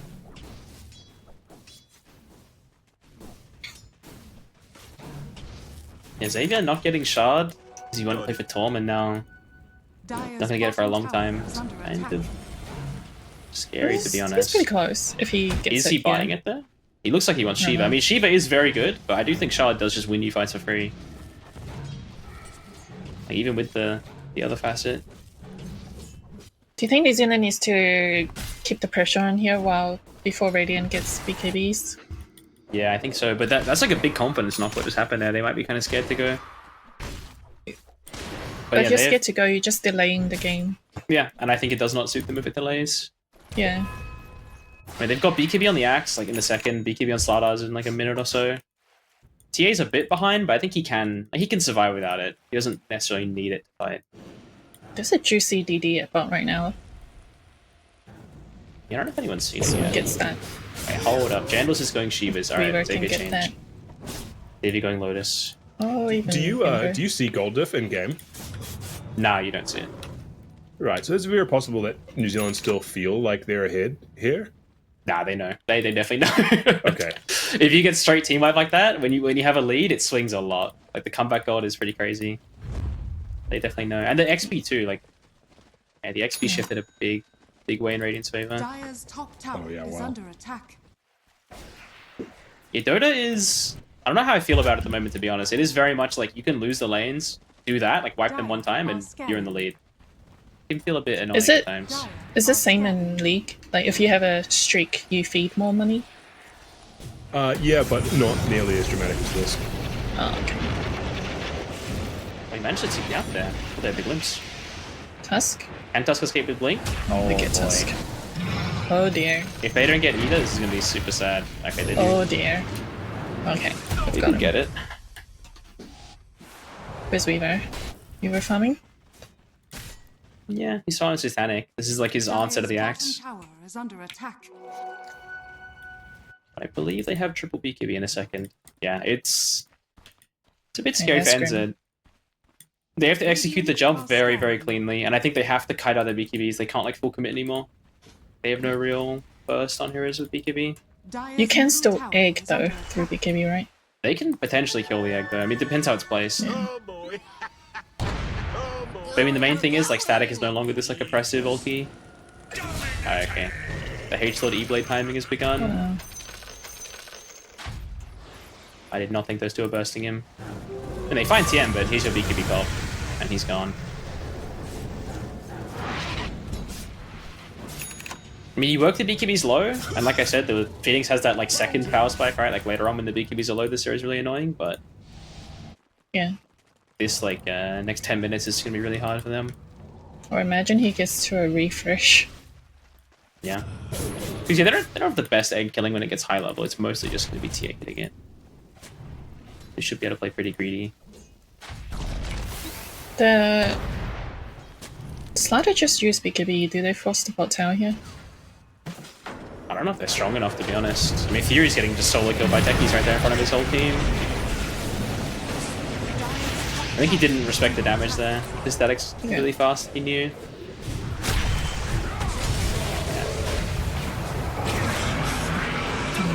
They have to be super careful now. This is like fully Radiance timing.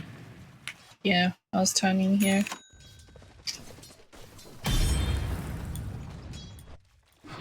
Kubala didn't have the BKB as well, so he is very, very happy.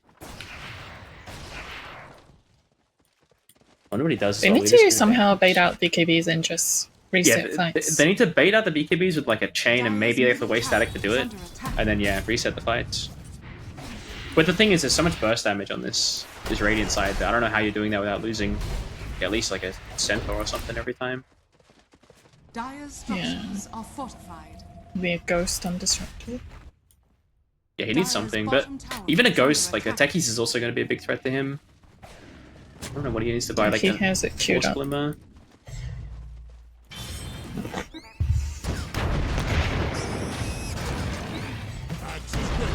I mean, this is kind of Dream Techies game. Like, neither support's buying like great defensive cover items.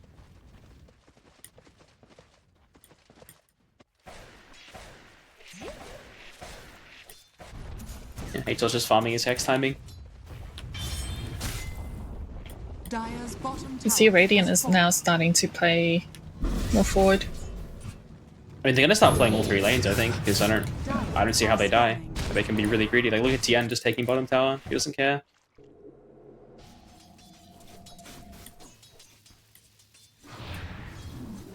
Alright, Tobes avoids the gank. He would have been quite dead there if he went that wave.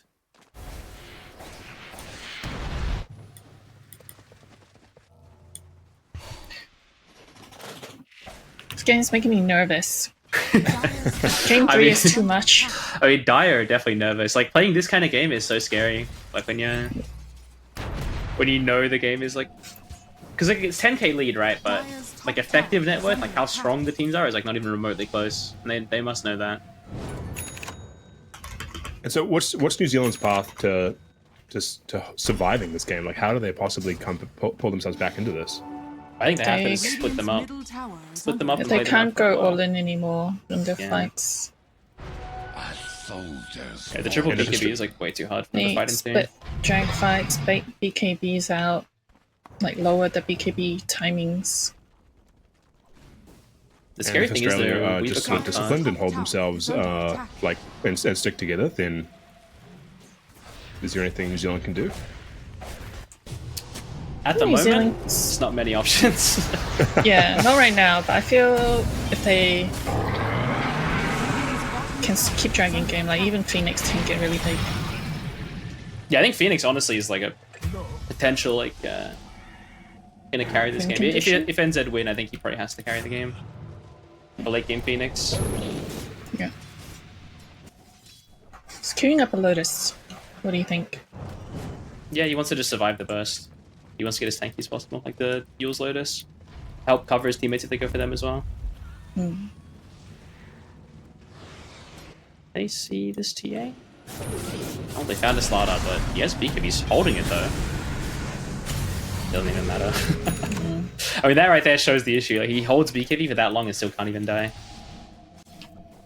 They got him to BKB at least, and Disruptor didn't use ulti. Yeah. I think the Fury Ags as well, like that is going to be a huge moment when he does get to that. I don't know how long it's going to take him, but that will... What's he got right now? He's got a... Nothing. He's got no queued up. If he can get to it, it is big. Yeah. Is Kubala about to just two-shot him though? This season. Maybe they can force a BKB?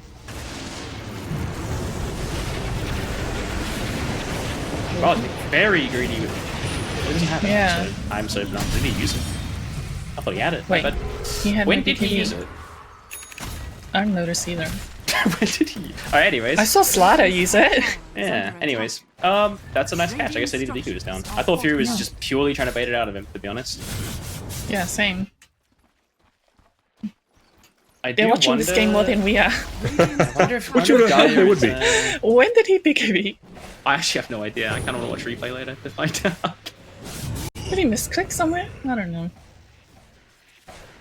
It kind of looked... Yeah, I want to say NZ didn't know because Fury was doing that on his own. Like, that looked like a bait, you know? If they knew it was down, they would have all been there instantly.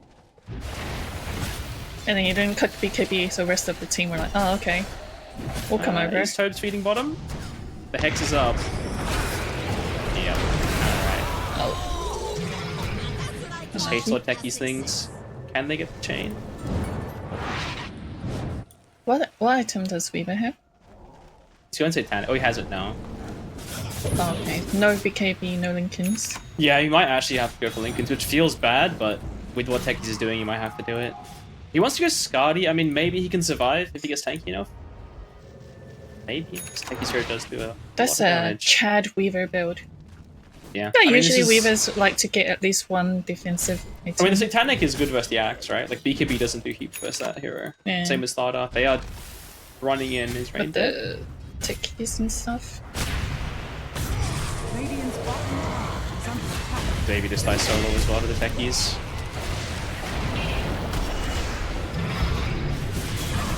Not what you want to see. Radiant's bottom Scandal's gonna get run down here? They might have been counting remnants, they might know. Okay, they won't. Oz education system, guys. Don't look it up. Well, so far, Game 2 Australia really coming back with a vengeance. I'm making a they- prediction right now, guys. Game 3, Techies is banned. My prediction. I agree with that. I think it's very Maybe hard to even stop this Axe. Aegis push. Yeah, maybe Axe. I think it's mostly Techies, just based on like mental damage dealt by hero. Techies gotta be right up there. I'm surprised Axe even got through first phase Dire's both middle tower games. is under attack. Yeah, I think the idea with Axe is if it gets picked early, you can counter it. Although they picked the Weaver into it, so like Toad's Cook, I guess. But you give it first phase, like it's also a flex hero, right? Yeah, especially for Oz. And it's also so strong in general. I don't know, it could have been disrespect from Tobes, honestly. Just saying, I'll take the Weaver into the Axe, I don't care. Because it is, like, Just confident. this matchup is miserable past lane. Like, Yeah. there's no point where it feels good for Weaver after then. I mean, to be fair, he did do The lane pretty was good. okay. It was just Yeah. that rush fight. But the that thing kinda was, though, went the Axe downhill. was also huge. Like, the Axe didn't Yeah. never rough time top either. They were both just farming. Yeah. Is Fury about to die to this smoke?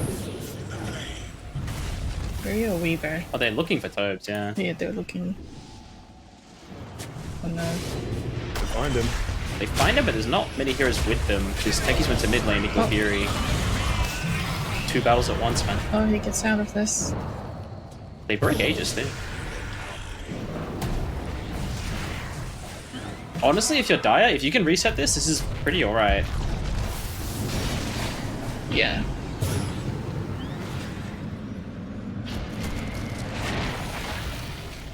How many BKBs we use, though? Oh, none. Dia's happy with that. You just killed our support. Yeah, they ended up trading supports, too. Yeah, pretty nice. The sad thing is they're not wasting more BKB timers, because yeah, once these get low, the game is a lot easier, but...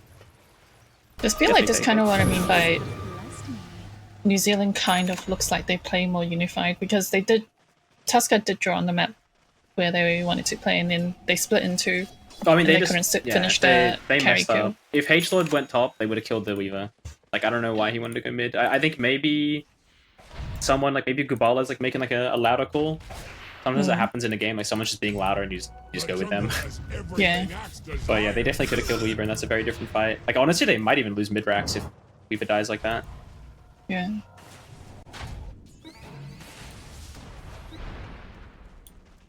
Gubala is waiting to try to insta-kill a Fury. Poor Disruptor. Like, he's just sitting here waiting. Is anyone going to walk into it? Did you not see that? Alright, he's gonna. Oh, Xavier. Oh. He didn't have any heals. Oh no. He has buy. He could try to buy this if they think it's good. They can burst Techie too, that's really good, but he's gonna get mines off here, I think.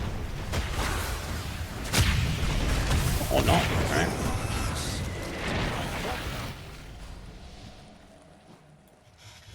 Is that another Radiant's fight? happy. Yeah, they didn't really force Team House is BKBs happy with either. that. Only They could just accent. rush. Yeah, they can rush. I Australia think. could just rush, yeah. They also know if they kill Xavier, he's not coming back. If he dies, there's like no way they can test the pit. He's their only hero that can really do anything there.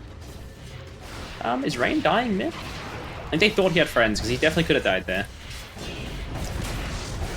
Oh, he's in. They ran. I don't know about that jump. Alright. Yeah, questionable. Xavier forced to use the axe, so he can die to a TA trap now if he's not careful.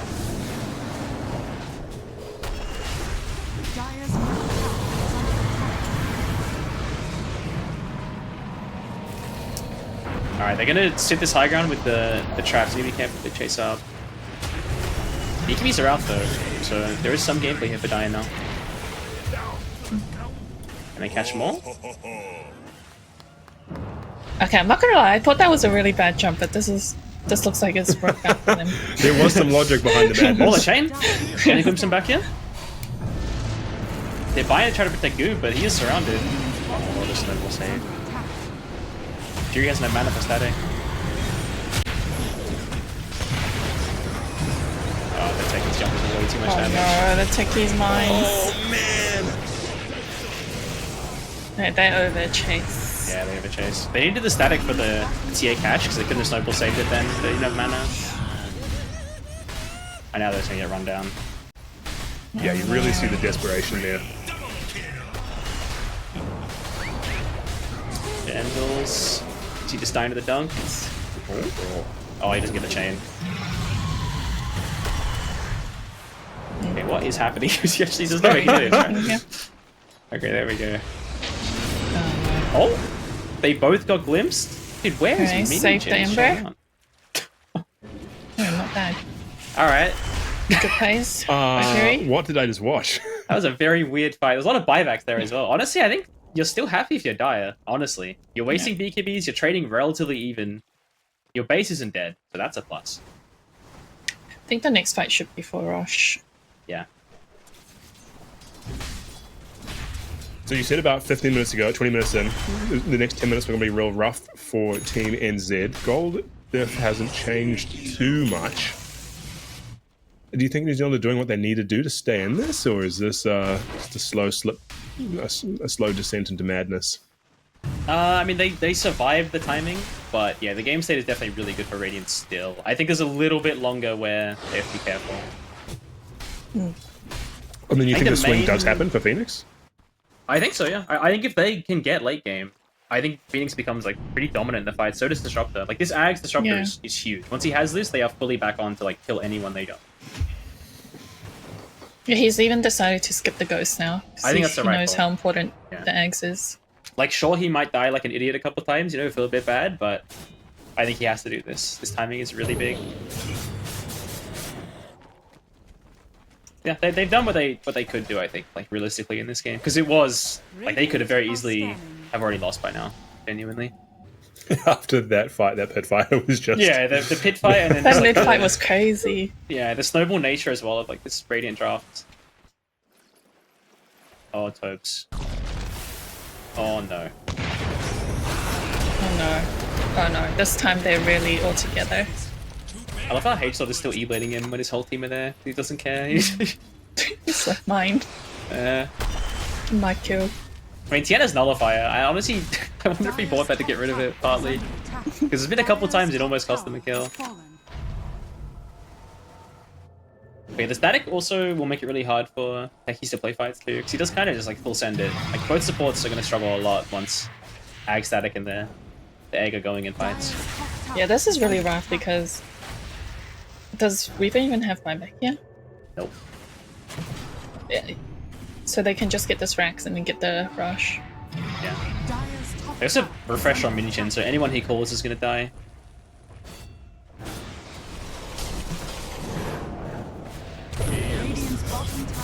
under attack. Dire's top tower is under attack. Looks like New Zealand knows that they don't have many options right now. Yeah, you just slowly let them chip it down. You lose their act, it's the sacrifice you have to make. If you go in and die here, you're going to lose more, so... Yeah. You can only try and delay. That's it.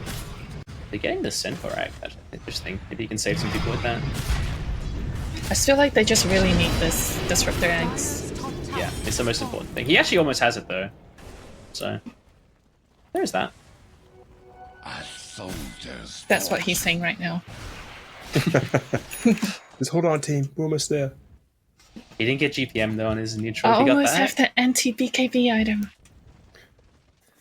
I want to see if Jiren buys the BKB. He went Ag, man. He doesn't know. If he buys BKB, he can save from the Ag static. My boy Jiren doesn't know the strat. Wait, can Tusker BKB in it? He can blink. He can BKB and then just blink in.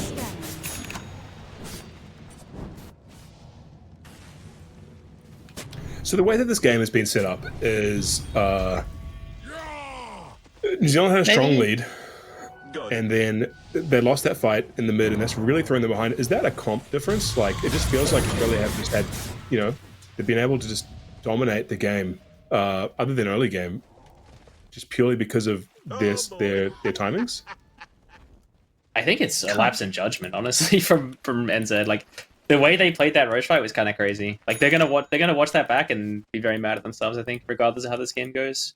And if that one event hadn't have happened, do you think this would be a different game? Yeah, I mean, if Fury's on the outside of that and he statics that jump, I think they kill them all. And then it's a very different game. Like, the network swings like slightly more their way. They get the Aegis. They can play more aggressive with the Weaver on the map. They delayed that like BKB dominant period as well. I think they just kind of let the guard down a bit. They got when they were doing that. I bet that's a classic in these matchups, though, those NZ games. One team gets overconfident and throws a little bit. Get too ahead and be like, we got this. I mean, sitting both your supports in the pit is crazy. Like, there's no... there's no defending that. That is crazy. Especially when you got a hero like X, or like AAs. No AA in this game, but like when you're against AA. Speaking from experience. Look at this, though. This guy gets the Ags, and he's like, let's smoke up, guys. He wants to go. Roche is not up for a little bit, though. So they won't be... They don't even have Roche Skarner here. But he does run fast. Techies is almost 25 as well. This year's 25 is so annoying. There's pretty much nothing you can do to stop the damage coming out at that point. Kubala trying to break smokes.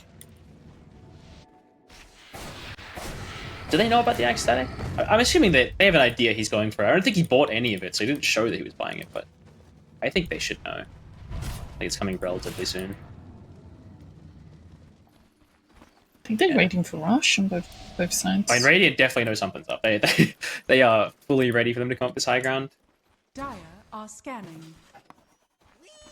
It's like good respect there shown from Australia as well, I think. When he gets a decent jump, they can maybe force his BKBs out. Oh, double jump. Oh, but Disruptor couldn't reach. Fury's looking to see if he can get an angle here. Oh, he's staticking attack. He's at... I mean, it's a kill, but it doesn't feel great. He'll buy as well. Egg is super far back, too. They can't really use that. It's 2 key spot back, guys. Chill out. Okay, they need to leave. Reset. Will they get greedy? They're trying to make sure everyone gets out. You might have to leave one behind, guys. Potentially. I have Glimpse still. Nope. Yeah, I think that static is just not it. You can't be staticking your techies. Especially when it's buyback. Maybe Fury expected like the techie jump would be someone else as well. I mean, catching H-Shot here though, this is really nice if they can burst him. Let's die back if he dies. He's getting all his spells up though. Jandals can buy him straight back in. Oh my gosh, huge turnaround. This fight is so awkward for Dire. They just can't run into this tier because there's way too much damage. They're trying to poke and prod so much. He has ulti back up on Fury though.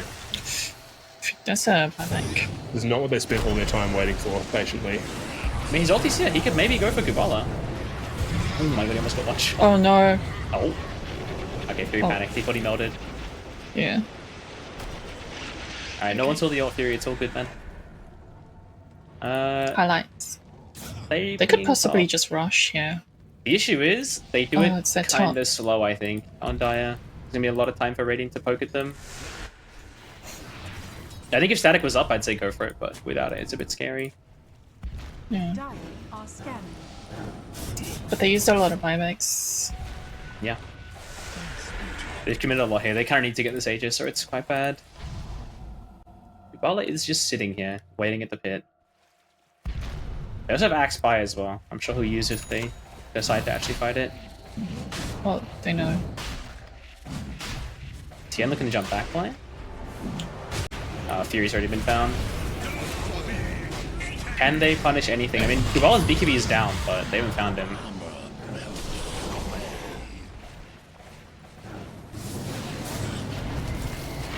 They need to burst one of these heroes. They're not getting anything. This way gets harder. Wait, that's alright. They get Jiren too. I mean, the issue is, I don't know if these guys are going to buy back and fight Rose. They might just send it. We'll see how confident Oz feel. Because Oz, like, if they buy now and die, they kind of throw the games. They might just chill out. Yeah, give NZ the Aegis. I mean, Ball's still here. It looks like he wants to try something. I don't know. Yeah, he's going for his Xavier kill him. Oh. He's buying time. They really think this Toad's daedalus. Like, just his damage output is just so underwhelming right now. I mean, he's had to go these defensive items, which is, like, understandable. Oh, the axe is in. They need to cover the Aegis. Who's getting it? Kubala got it. This is, like, worst case scenario. The Refresher's still on the ground if they can get that on Xavier, maybe? Oh, he doesn't grab it in time. I mean, they're not covering their TA properly. He might die twice here. He BKB blinked in. Pick up the refresh, someone. Yeah, I don't think they realize it's in there. Wait. Oh, the mine actually hits him.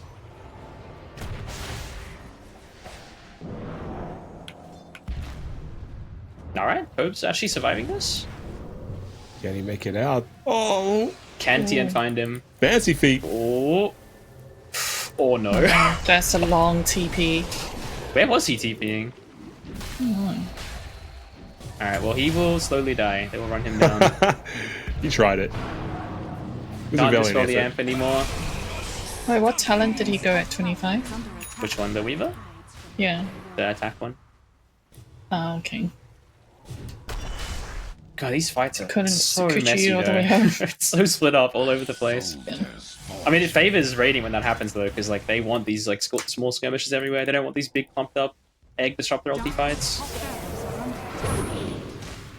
And wait, who got refreshed? Who has? Becky's has it. All right. Oh, Jandals.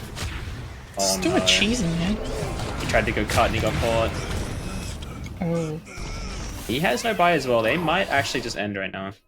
That's pretty deep. I think that might be game. Oh, she has... Oh no, he's buyback cooldown, sorry. Yeah, I think they end. Dire's middle tower is under attack. That death timer is absolutely gross. Yeah, this is gonna be like, what can Phoenix do? I don't know, they have to get like a massive static on all three cores. Actually, maybe if they just kill TA, that'll slow it enough, but... Yeah, good luck, guys. Dire's middle tower is under attack. Dire's middle tower has fallen. Okay, they should jump, but they've already pushed the Phoenix away, so there's no follow-up in the static. Keeps getting kicked. Connect. Well, that looks like it's GG. No. Oh no, Yuri's buying. He said this one's winnable, guys. Positive? No, he got kicked out. Oh, unlucky on the buy. Unlucky. Dire's middle tower is under attack.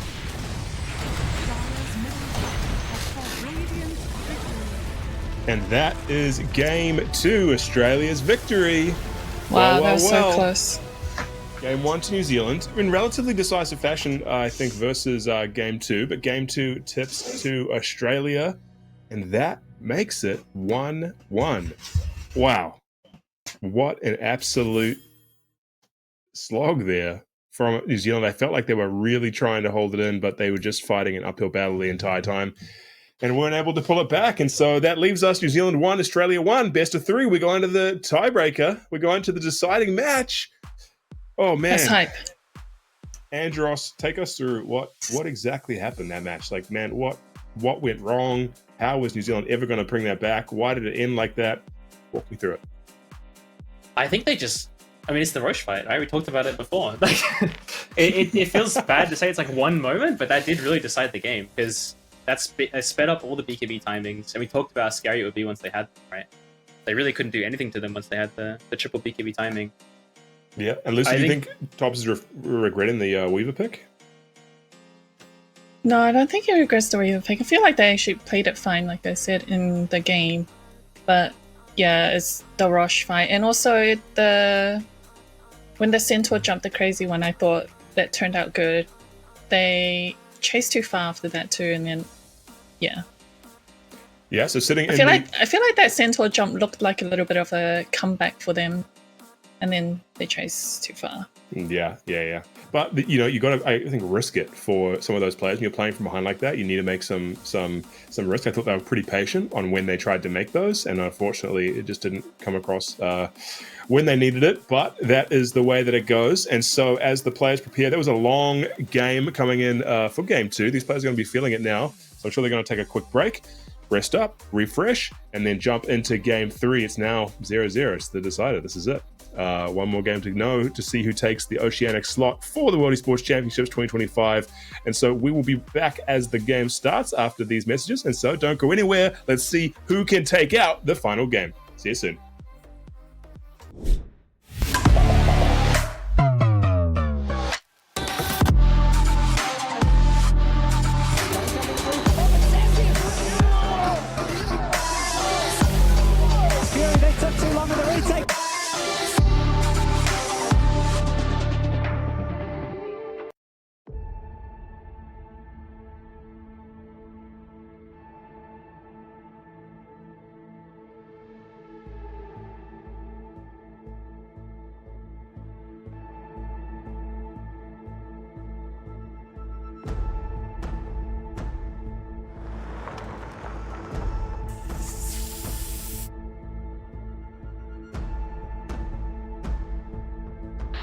Copy that.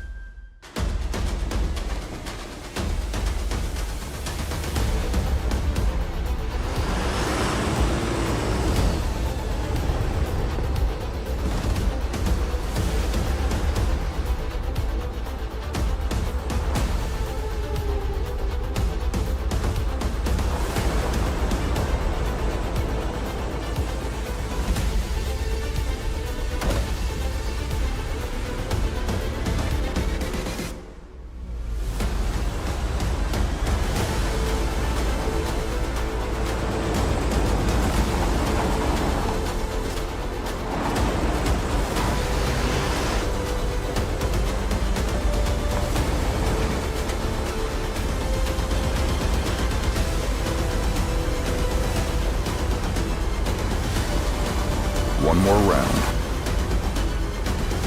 The Kia Tasman.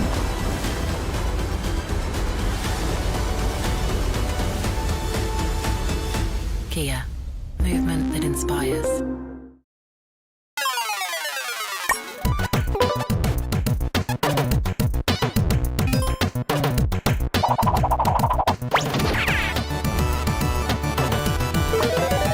Barocco, hack the lag. Dad, you know wireless broadband means we're sharing the internet with every home using the same cell tower? Like Tina's place. What? And the Yates family. Oh, Tahiti.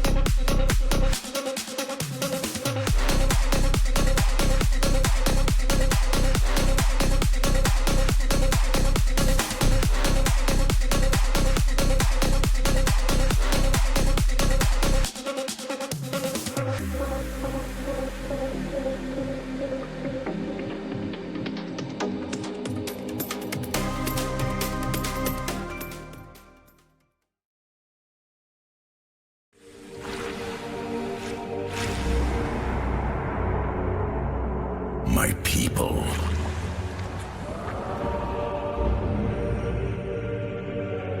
My teachers. My family.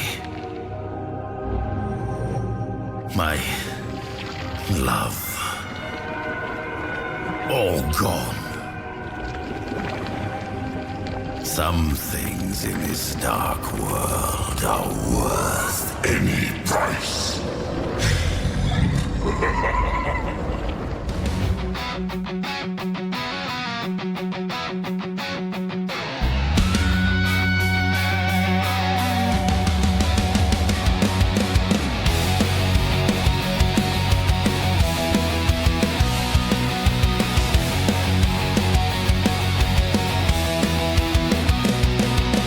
Thunder cracks, Zeus on high, Earthshaker slams, Aussies fly, Kiwi draft, map on lock, clockwork clocks, tick tick tock. First blood, it's ours tonight. Kiwi pride will never fight light. From river fights to tower score, Team NZ, we're taking more.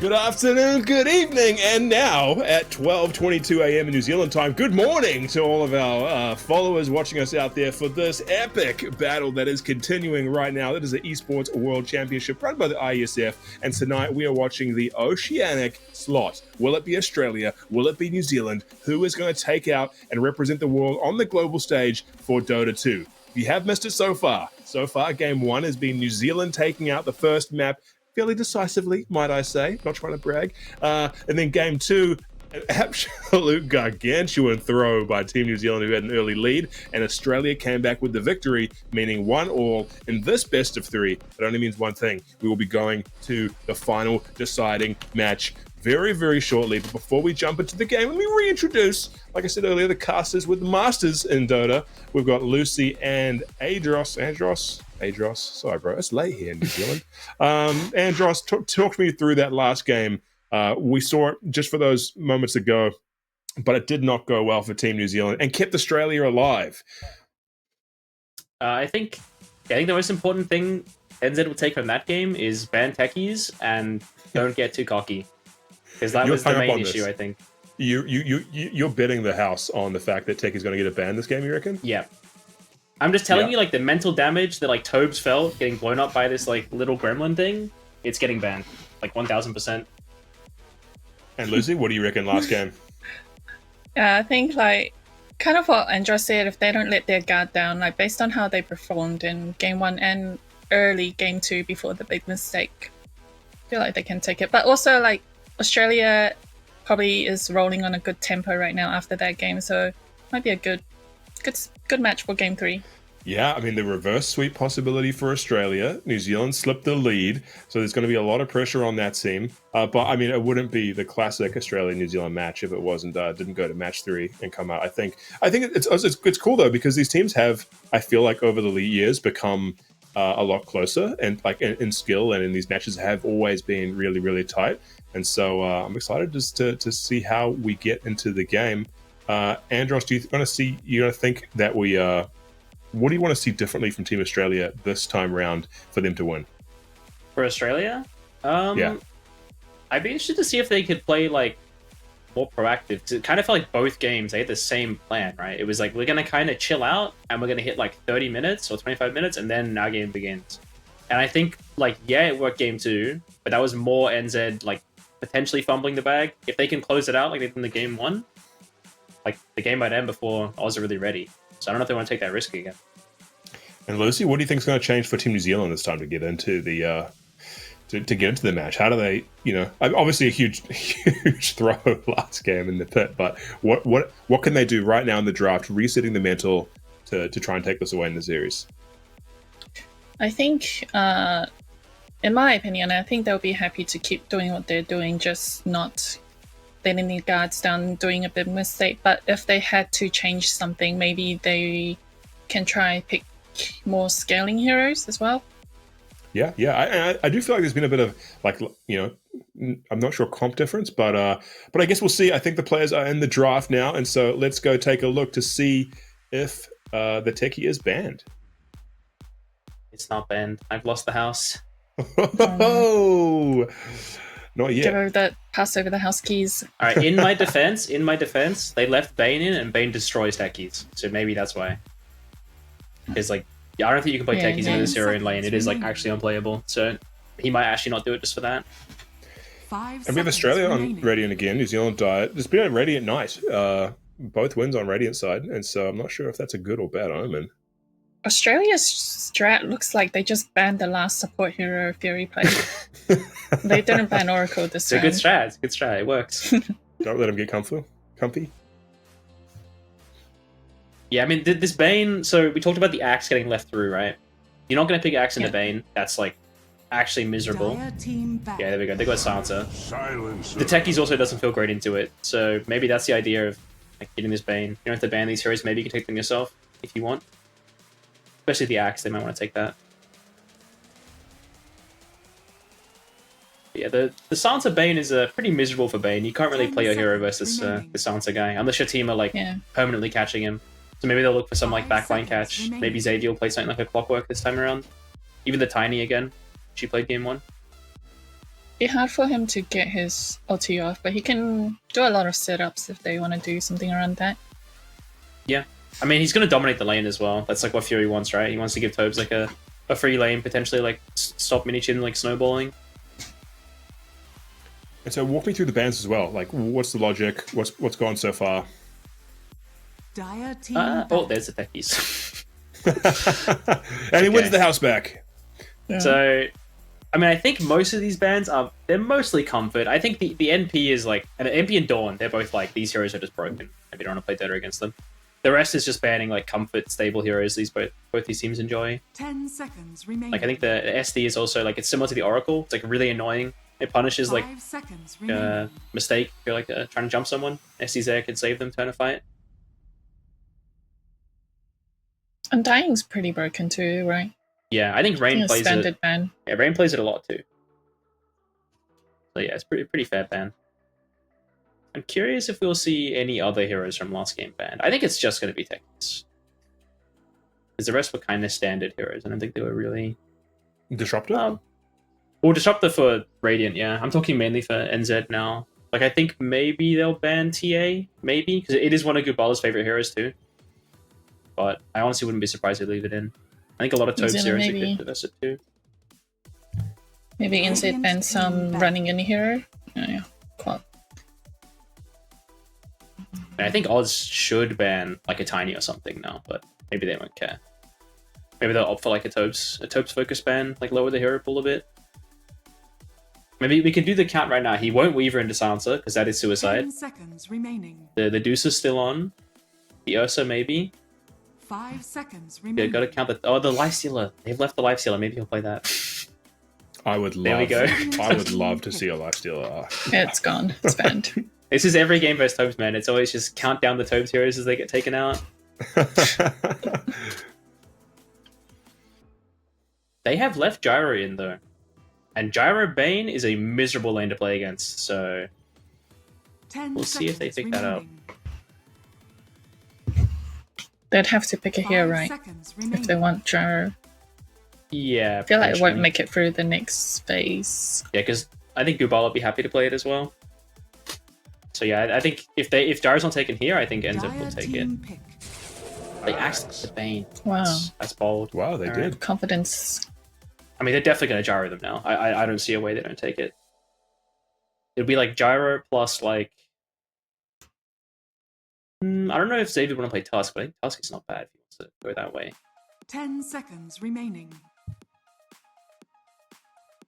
Yeah, I'm not super sure what Xavier feels comfortable on, because he just came back from a pretty long break. So it's mostly going to be he'll want to play things he's already got experience on. Dire team pick.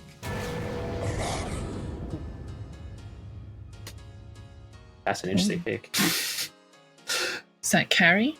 It might Tubbs be. has been playing Abaddon carry. Yeah, he does play it. I think... I don't know, is it a great lane with Bane, though? I don't really see the pressure these heroes are going to play together. seems a little awkward. I mean, it's a strong lane, like you won't die, but Radiant I don't know how aggressive you can be. Does Rain play Abaddon? I assume so. I think most people can play it. It's not the most complicated hero. So it still could be off lane. You think, like, even that it could be Abaddon carry? Like, he had a great game one with Gyro and confident. Or like to pick the Gyro still, or? No, just surprising he didn't pick it up if it is Abaddon carry. Yeah, I mean, like Lucy said, he's been playing a lot of Abaddon recently, so that might be why. But it's not locked in. I think the Tiny also, like, if you play Abaddon 3, you need a +4 who can make up for the fact this hero doesn't stun, doesn't jump, anything. Tiny is that. So the window is open for a potential Abaddon 3. Yeah, the Tiny is very nice. I'm glad they picked it up. With someone who can jump in and disrupt the fights against the Silencer. Always very useful. Radiant team pick. Ooh. This is a very miserable Bane game. You can never play a hero now. They pick like the two worst counters, I feel like. Rubik and Silencer is just so sad for him. 10 seconds. I'm curious who's playing Rubik though. Does Jared play it? I guess H will play. Dire team pick. Not much, huh? Have you seen H play Rubik, Lucy? I haven't really seen him play it. No, I don't think he plays that much from what I've seen. The Gubala Terrorblade, that's a pretty standard pick though. 10 seconds remaining. There's no way Chicken is going to play Silencer. I've seen Silencer 4s, but yeah, I doubt it. I think it is probably him. I'm just surprised I'm not seeing him play this hero. I wonder if they'll still Gyro, because Abaddon 1 into Terrorblade is terrible. So they're going to want to swap Abaddon off 1, I think. Unless they can see a 3 that can just destroy Terrorblade, but I'm not sure if that's open right now. What would you even go for? I don't think the Rain heroes do. Still think Gyro is okay. Yeah, they do it. Yeah. Here we go. Okay, that makes me feel a little better. Not gonna lie. Yeah, it's a much better matchup as Terrorblade as well. Like, I think Abaddon 1 into Terrorblade is probably his easiest. It's gonna get kited. Well, you're a free Sunder always. Like, he can just hit you and you Sunder true. you. So it's pretty miserable. 5 seconds remaining. Well, I'm Right. a little Rain worried can about tank Abba 3. it.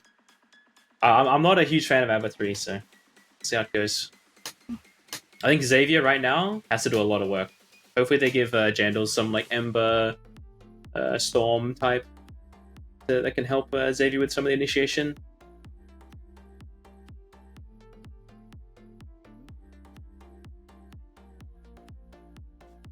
I wonder what angle Tien's gonna go. I mean, Lesh is still open. I don't know if Tien's gonna want to play it though. Just trying to think. I think the main thing for Australia is Tien has to be a hero that can cover this period of time where Terrorblade is kind of useless and Axe is like chilling out for his Blink Blade now. Like, this is kind of similar to Oz Game 1, where they didn't really have that hero that could make up that time period. They kind of got rolled over. They need someone who can do something. Radiant team ban.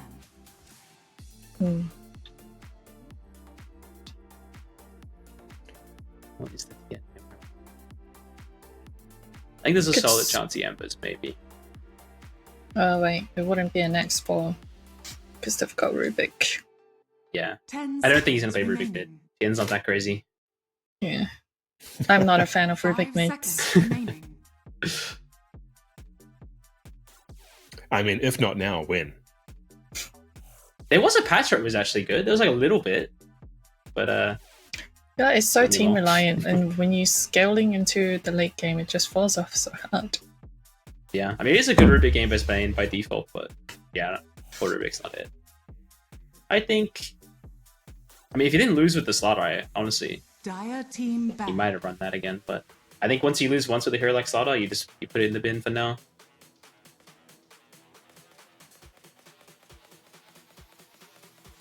Yeah, there's really only like Ember and Void left for Jandals. I think for what he needs to do for his team.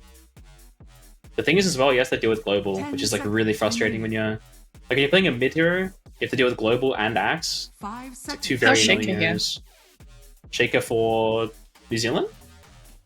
Yeah. I don't think Jan just plays it. I mean, he probably could, but yeah, he just goes in. But, I mean, that's his comfort. I mean, Tien could Shaker. I'm sure he can play it. Yeah, but I mean, Shaker for TV. Yeah. So 3 out of the 5 same heroes for Team New Zealand is game 1. So it feels like they're on a little bit back on the comfort. You made it very easy to call the heroes. 5 seconds Axe again for Australia. They're only same hero. Otherwise trying a different strat this game. What's Australia gonna go? Last pick. If Tien's greedy, he's going to pick the SF again, but I don't think he's crazy enough to do it. I think he knows he has to pick some kind of tempo hero. Maybe he'll pick like a DK and just play like Corrosive Dragon to buy time for his team, but I don't know how selfless he feels. He's not a selfless player. Yeah, Tien can be. Tien's a changed man. I thought the same. Sometimes he's not. Alright. Bet your house on it. Let's see. Okay, that's not the selfless hero. That's a greedy hero. So what did you say? I didn't think he'd go Invoker. That's kind of crazy. We'll see if he gets away with it. Is he playing Boss Facet too? Okay, he changed. I was about to say. Do you think Invoker's like? Talk to me about that. Is that a? is that a Hail Mary? It's very greedy. It's a lot greedy, of control. Yeah. If they drag this game, they have a lot of control on Australia. So you think they're banking on the late game? It's not necessarily late game. I think they're banking on the Axe. If this Axe can like snowball out of the bottom lane, give a bunch of like easy Sunstrike kills to Invoker, but they can like blink call Sunstrike. I think the Axe has to do pretty much everything for this team in the first like 20 minutes. It's like a lot on Minichin here. If his game like stumbles, or if they like bring tiny mid and just chain gank Invoker, this game could go quite badly for Australia. I like the sound of that. Okay, let's get a memo to the boys. Give them a tip. It's gonna be interesting to see too, because like H-Lord is like the biggest like mid sitter in the world. He loves going mid on +4, and I don't think Rubik really can do much in this mid lane. So I wonder what he's gonna do. Maybe he'll just lane like a sad guy. All right, well, here we go. It is Australia on Radiant, New Zealand on Dire. Game 3, currently 1 apiece. This is going to be the decider as all of the heroes leave the base. We're going to see it. This is it. Everyone's going to be feeling the pressure. New Zealand already a gold lead. Let's go. I don't think we'll see a bloodbath like last time, level 1. I don't think. I notice Australia always likes to smoke straight away. New Zealand likes to delay their smoke. Don't look at what Kubala's drawing on the map. A rocket ship. Yeah. I mean, they've got a high ground spot again, but yeah, I don't think we'll see another brawl like last time. What do we see on the... Oh, look at the chat. Tien's so good looking, smiley face. Is that from Ilstalia? Is that from? 30 seconds to battle. It's good to see all the players still having a laugh.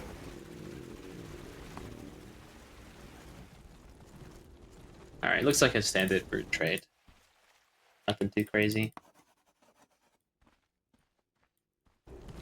Whoa, shout out baboons.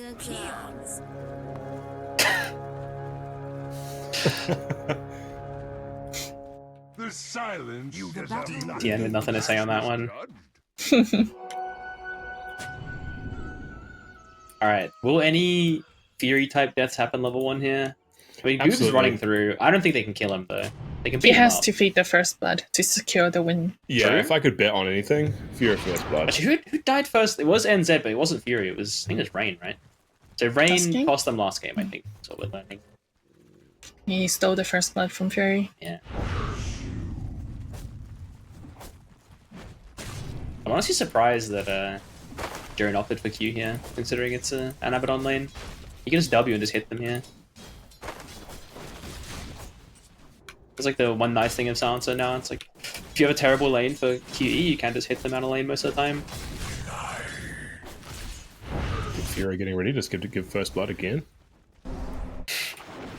I mean, I hope he doesn't. This is a pretty strong lane. It'd be hard to die here, I think. Do it for the buff. I'm curious how many rotations we'll see mid. Because I think Invoker vs Ember, I imagine is like relatively chill for Invoker with the Forge Spirit. You just hit him the entire time. If you can get some Sunstrike kills, it'd be really nice for TN as well. But he's so gankable. This hero's like a range creep for the first 15 minutes.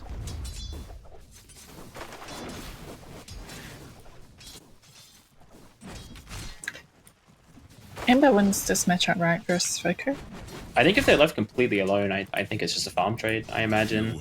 Ember can pressure a bit, but I think Invoker's like chilling out. I don't play mid, so I never know. Oh, this hero sucks in lane on Invoker. If you can get a lane, I think you're happy with it. But this hero gets bodied by most heroes now, I think. Oh, Fury, he's doing it! Maybe. Oh, here it comes! There's a Sunstrike though, maybe, if he wants to try it. Oh. He's got it. Yeah, is he gonna throw it? I think he's just holding it. Creeps gave him vision.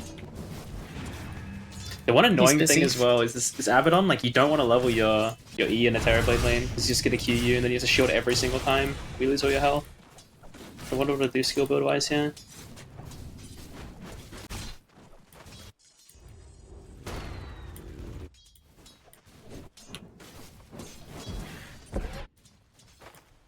Do you think both teams are very nervous right now?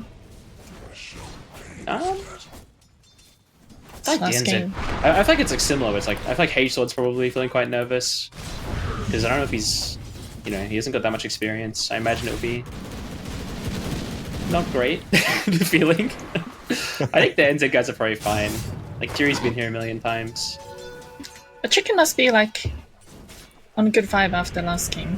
He'd be on good vibe, but I think he's on a hero he's not insanely confident on, right? And then it's also like you feel pressure when you're like the new guy as well. Yeah, that's There's true. definitely pressure there. He's been doing well though. Like I think he's been yeah. He's got a lot And to he be replaced you, comfortable with. right? Okay, Lucy, calm down. Alright, calm down. Do you think he got big shoes to fill or no?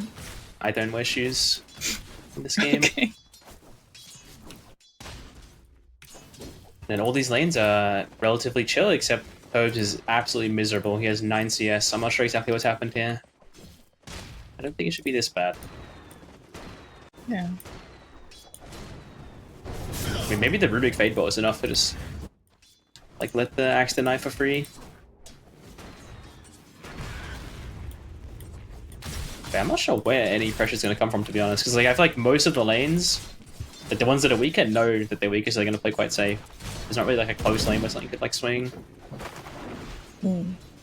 Yeah, I think it makes sense that like game 3 stakes are high, even though they've been here before.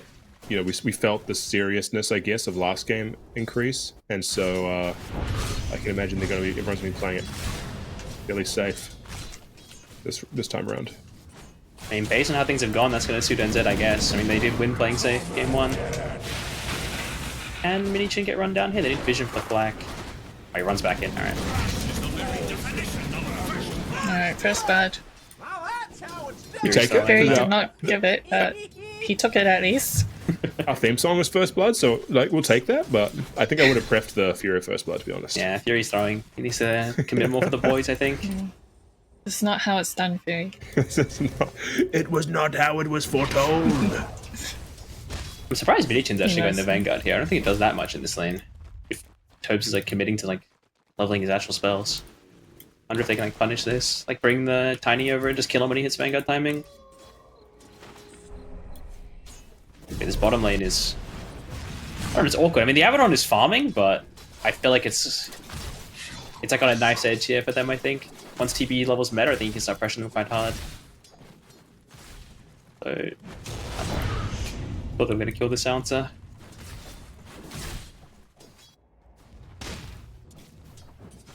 And yeah, I think Tien is like super happy to be just kind of ignored in the mid lane. If he's able to sit here and just exist, he's chilling.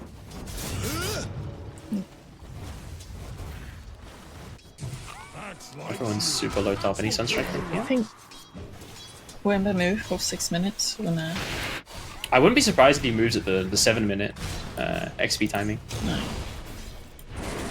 Alright, Pope finally gets caught. Oh no. Oh, they're not even getting the Rubik's kill. that. Are fortified. Oh, no. That's so sad. That was so close. Now Fury gets run down as well. Man, Tim was patient with that Sunstrike. He had like options bottom too. Kubala feeding bottom? 20 HP? Any Bishop to toss? Is it? Yeah. Oh, he got blocked by his own illusion. Hey, he's in control of it, right? That was his choice. I think actually they got kind of lucky on NZ because if Tien, because he Sunstrike top, but Tobes is already dead. If he Sunstrike bottom, that might have been very different. He threw it at the end there, but it was already kind of over. Too many cam to get the shot. Yeah, I wonder. It looks like Jandals isn't going to try it. Because sometimes you see the mid player like come rotate this like 7-minute timing, try to take the XP, especially when the other mid's like really weak, like an Invoker. But did he get a room? Nah, he's. I think he got the last one, but I'm not sure what it was. Oh no, no, shield. He must have got a bounty. He's got his bot reset. Oh no, Invoker got the room. He might have TP'd home as well, actually. His TP just came up. Yeah. That's why he's not going. Yeah, if he got like any active rune, he could have sent it.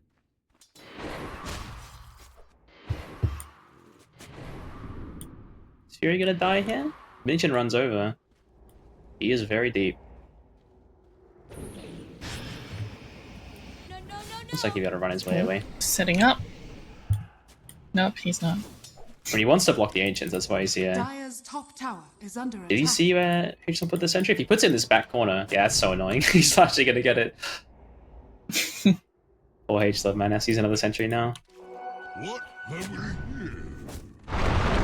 Jake just found a silencer, he's gonna beat him up. He has no blood bomb though, so he shouldn't be able to run him down. It's not enough. He's chilling out. Can't reach. Dire's middle tower is under attack. God, how many kills were there last game at this time? Like 3 times as many, I think? They're definitely chilling out. I mean, there was the first one, I guess, last game. But still, much more relaxed. They're gonna kill Goop. Abaddon got level 6 here. Yeah, Goop's super dead. He has no Sunder. Nice little block. There you go. Very nice. I mean, this bottom lane went way better than I thought it would, to be honest. It's like the one nice thing going for them. Managed to punish TB before he got 6 as well. Yeah, that's really good. I do want to see like a tiny rotation mid though. I do think skirmishing mid will be good for them. I think he tried right, but he ran into Rubik. Yeah, he was lurking around. No yeah. silencer. Tobes, he needs some help. Oh. Sleep dodge or something. Okay. Janus is here now. Can I do something with this? Yeah, I'll get a free Rubik kill. Surely. Dire's middle tower is under attack. Alright, Rain is sending the Radiance. He's going carry build. I respect it.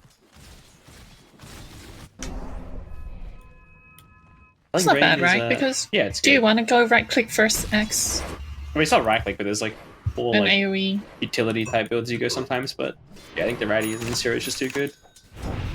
It's just Rain. I don't know with this guy. Sometimes he like plays too selfless.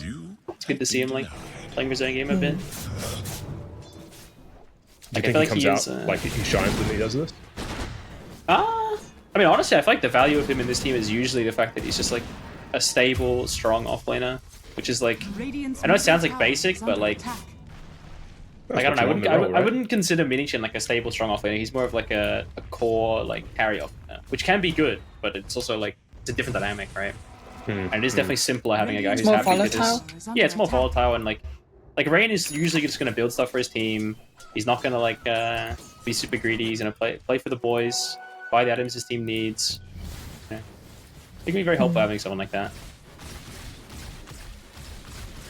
I think it definitely suits the way Fury likes to play as well.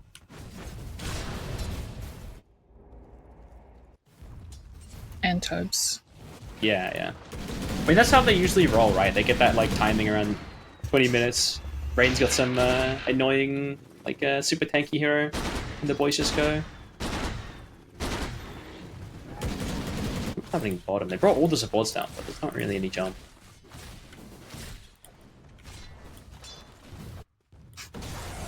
Everyone's just kind of farm trading. They are farm trading into a Midas Invoker, which does not feel great, and a Terrorblade, so they need to be a little careful how much the map they give away.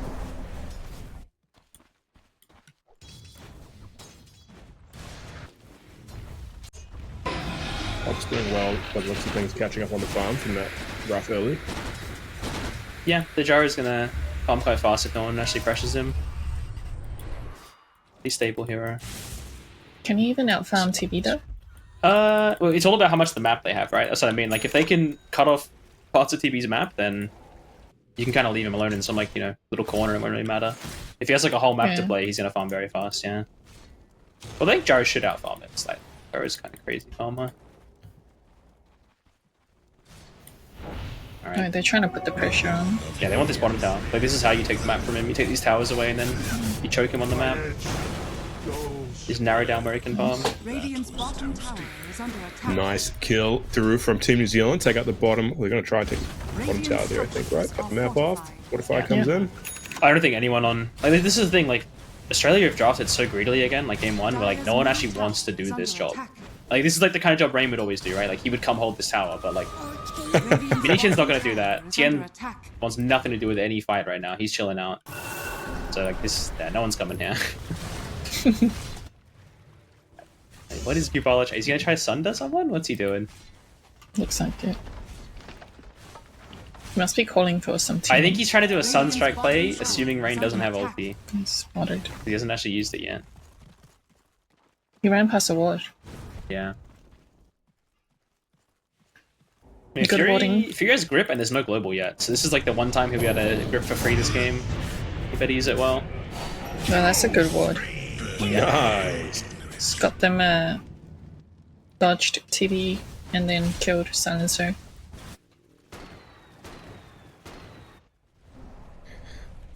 I love the little like periodic flashes of Tobbs just farming.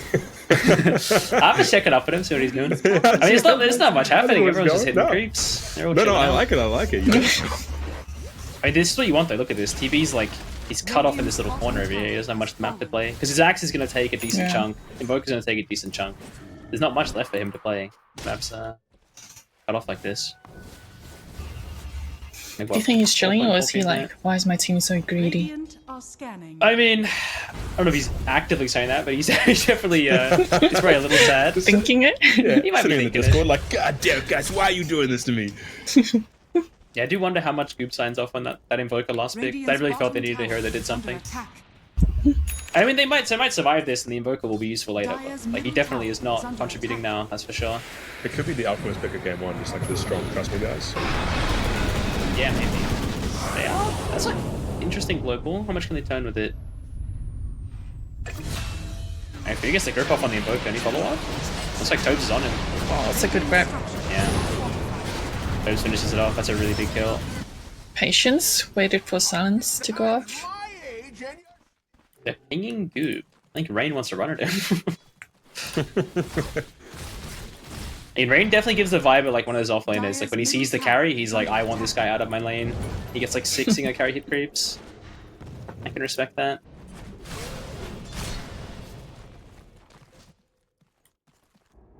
It's nearly got ready. Yeah, he's huge on the Abaddon. I mean, when I was saying like I'm not like a huge fan of Abaddon 3, it's usually because like it gets kind of punished, slowed down, and you don't hit this timing. But if he's this fat, I don't think it matters. Also, Xavier might be getting a free kill here. Yep. Okay. Oh. Gubala's not happy. Yeah. Cheeky and Vizrune.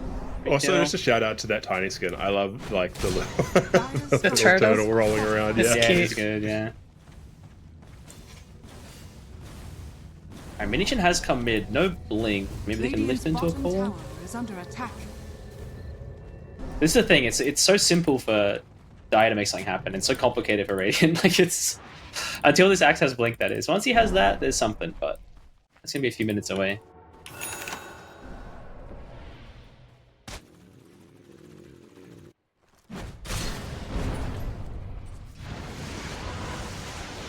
Just poking and prodding. I mean, Xavier almost has blink. He's gonna have a similar timing to the axe. And like I said in the draft, I think a lot of this game is gonna be on him to make stuff happen. If he gets the blink early, he can do a lot of work. New Zealand just needs to keep what they're doing and stay disciplined. Are you saying they shouldn't get everyone inside the Roche pit holding hands? Yeah, no more 5-man rush. We don't like that. If we see that again, I swear I'm Jonathan will come requesting some smack passports someone. taken. Yeah, I'm going to take away their citizenships. I'll be making fun of some of these NZ players for that play, do not worry. You'll be hearing it from me. I'm sure they're fully aware of what they did. Yeah, we're going to put a notice out at the airport whenever they try and come home. Just like, sorry guys. You're banned. Yeah, ban them from You the like border. 5 manning so much? 5 men at the border. Yeah, go 5 man in Australia. No, we forgive them. Yeah, even the best of the best make the mistakes. We're a forgiving country. Unless they do it again this game. Yeah. By the way, then guys, they did to me. Rubik is higher level than Terrorblade. I think Gubala might actually want to cry right now. Yeah, it's very rough for him. He Also, I can't think- go anywhere on the map. I think the because- net worth gap is like it's closing for Tiny. By the way, like Xavier's catching him.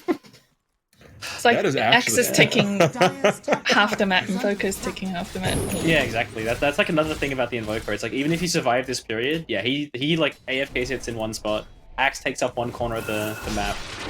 TB needed this bottom side, but once they lost that tower and he couldn't farm there, it's just miserable for him. Bottom tower is under attack. I mean, they have the Ags on Invoker soon. Ags Invoker, Axe Blink, that is like your timing to go try something. But I mean, even if they insta-kill someone with that, that might not win them a fight. They might kill that hero and then they're still cooked after. There's also potential Fury saves it with a sleep. Dire's top tower has fallen. Radiant's middle tower is under attack. Yeah, they're bringing the Axe Blink up and the Ags on Invokers in a second, so they should try something here. Tiny is almost blinked too. Alright, this is like make or break, I think, this next Oh, like he's few got minutes. it already. Both Tiny, teams got yeah. their blinks. Dire are Yeah, the fact he had same blink timing as Axe is crazy. Like, obviously Axe has all the other items, but just the fact that they can both like begin their game at the same time is kind of wild. Yeah. He even went kind of greedy, like he went Soul Ring, full wand. He didn't rush this blink on there, Tiny at all. Had a pretty good game. He got a solo kill on TV earlier.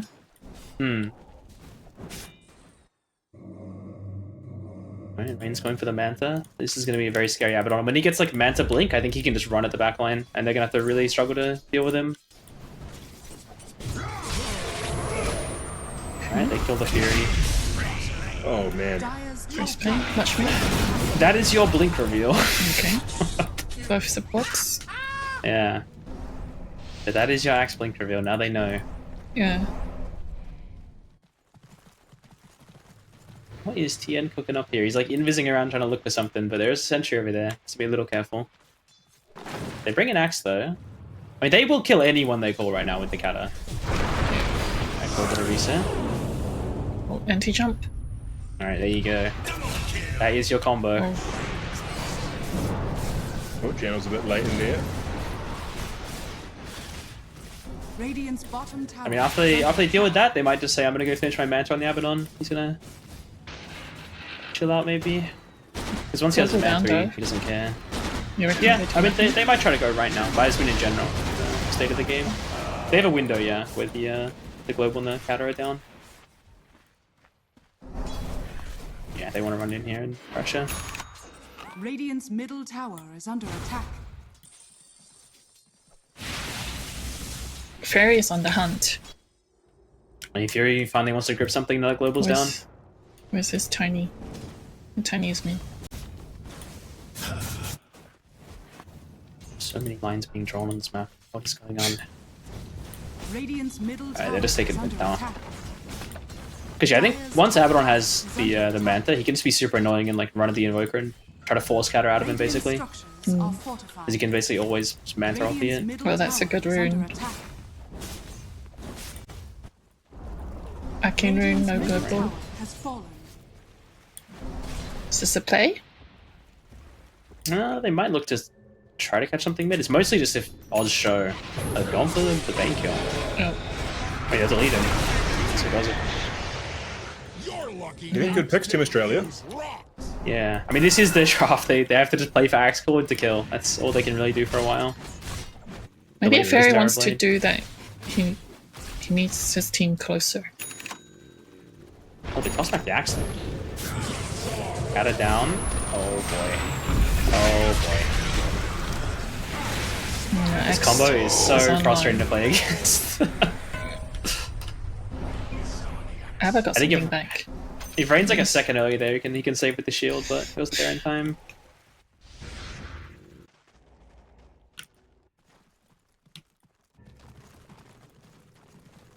And Global's back up. I mean, the main thing is Terrorblade still isn't really farming that well. So it's not the end of the world, fans. If this is like a free farm Terrorblade during all this, then there'd be like real problems, but he is still kind of caught up on the map. Where's my pension? Tien is hunting down bottom though. They know Rain has no ulti here.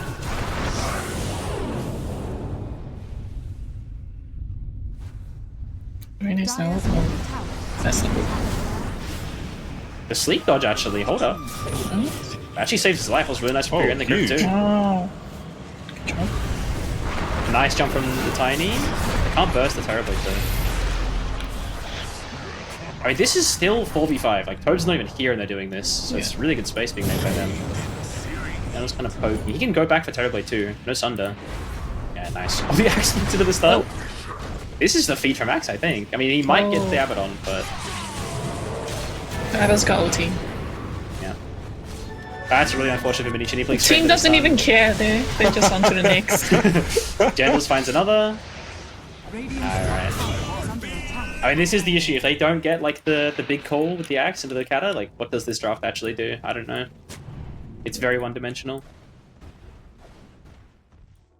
I feel like it might have been okay if TB was alive here farming the map he couldn't farm. Yeah, but yeah. he's also dead right now. Yeah. That's pretty bad. I think a big thing as well is, like, I feel like once they get the defensive items on, like they're getting a Yules on the Tiny, I'm assuming Fury will get like a force, probably. They should get a force. You just force the call, dodge the Kata. Once they have these items up, I don't know what they're going to do until Terrorblade's strong. It's going to be really hard to actually get anything done. Radiant's bottom tower is under attack. But they definitely should be getting forced. I don't see any good buys yet, but hopefully they do. But I'm looking at this thinking, how does Dire in this game on high ground against these heroes? I mean, this looks like a choke the entire map type game, to be honest. It will be annoying for sure, but they can just choke the entire thing. So patience. Yep, patience and don't 5-man rush, and you'll eventually win the game if you can choke it. The thing is as well, really, like the early game from New Zealand has been really strong, I think, all through all 3 matches. Probably strongest in match 2 and 3 right now, but it's whether or not they can, avoid making those mistakes. I mean, it does kind of feel like, I mean, Oz aren't trying to fight them. That's the thing, though. Like, Oz aren't even attempting to contest this early game. Like, the Invoker pick says that, right? This hero contributes like nothing, and they know that. So this could just be like a different, like, ideology of what's good, basically. Like, one team wants to play for some, like, mid-game, timing, late-game. Other team just wants to steamroll them from minute 1. And we will find out. That's the beauty of it. Yeah. I mean, the thing about... The thing about NZ's draft as well, it's not like they're going to lose if it goes late inherently either. Like, they're strong early and they're going to scale decently fine. As long as they keep controlling the map, they'll be okay. Yeah, I feel like Fury is just running around tanking ganks. Well, yeah, he is most of the deaths, right? Yeah. Tanking or inting? Oh, you don't really mind if it's you dying. It's so. He also knows he has like a terrible game because they pick like 2 supports to like hard counter him. So yeah, fair. He's just kind of chilling out.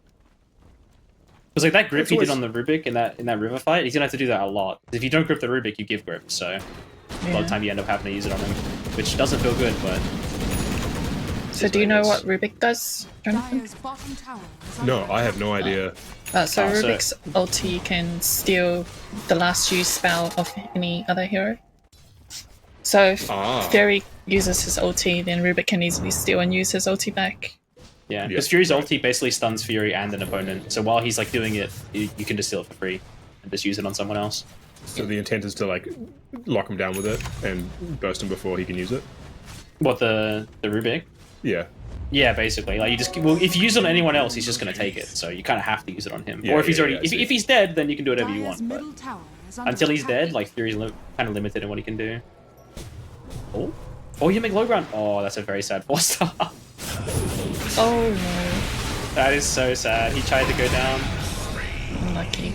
He forced like the wrong angle because that's like the long part of the cliff there. And now Goon's dead too. I mean, both teams for the most part, it is supports dying. So it's not the end of the world. Most of Goob's deaths were early game. Since then, it's really been just the supports getting rushed cleaned up. Yeah. Looks like a pretty You think big Goose is rush. getting close to where he needs to be gold-wise? No 5-man. No 5-man. Oh yeah, Fury well and truly outside the pit this time. Yeah. Dewatered too. But I don't know, I think Goob's gonna need... He's gonna need BKB probably to play. Maybe he'll try like Butterfly Scotty, I don't know. But he needs a bit more. No, bro, I'm so nervous. This makes me so nervous after last game. I mean, I think it's fine. It looks like Oz aren't even attempting it. No, I know, but it's still so nerve-wracking. I'm scared.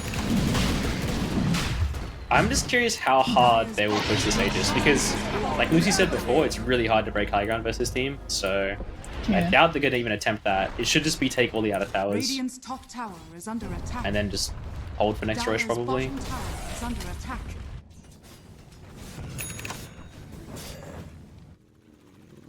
Any 4-stars coming out? Surely someone. Oh, okay. We'll see if the Cataclysm kills all their cores, and they'll be sad. They might be getting a free silencer kill here, though. They're not sure where his team are, so they're being a bit patient. I think Silencer doesn't mind. Yeah, they're also potentially just going to sit here for the XP. That also is like, what, 20 seconds away? Right. Whose water is that on the cliff? That's a Dire Ward, but then they have to watch it here on Radiant, so both teams have some vision here. I mean, Silencer catch is really huge. There's no way they fight with that global. Unless he gets a 2-man call. Oh, mini chin in. That might be enough. Rip on Invoker with 0 follow-up, and he gives grip. Okay, that is awkward. That is like really scary now. They have to be very careful.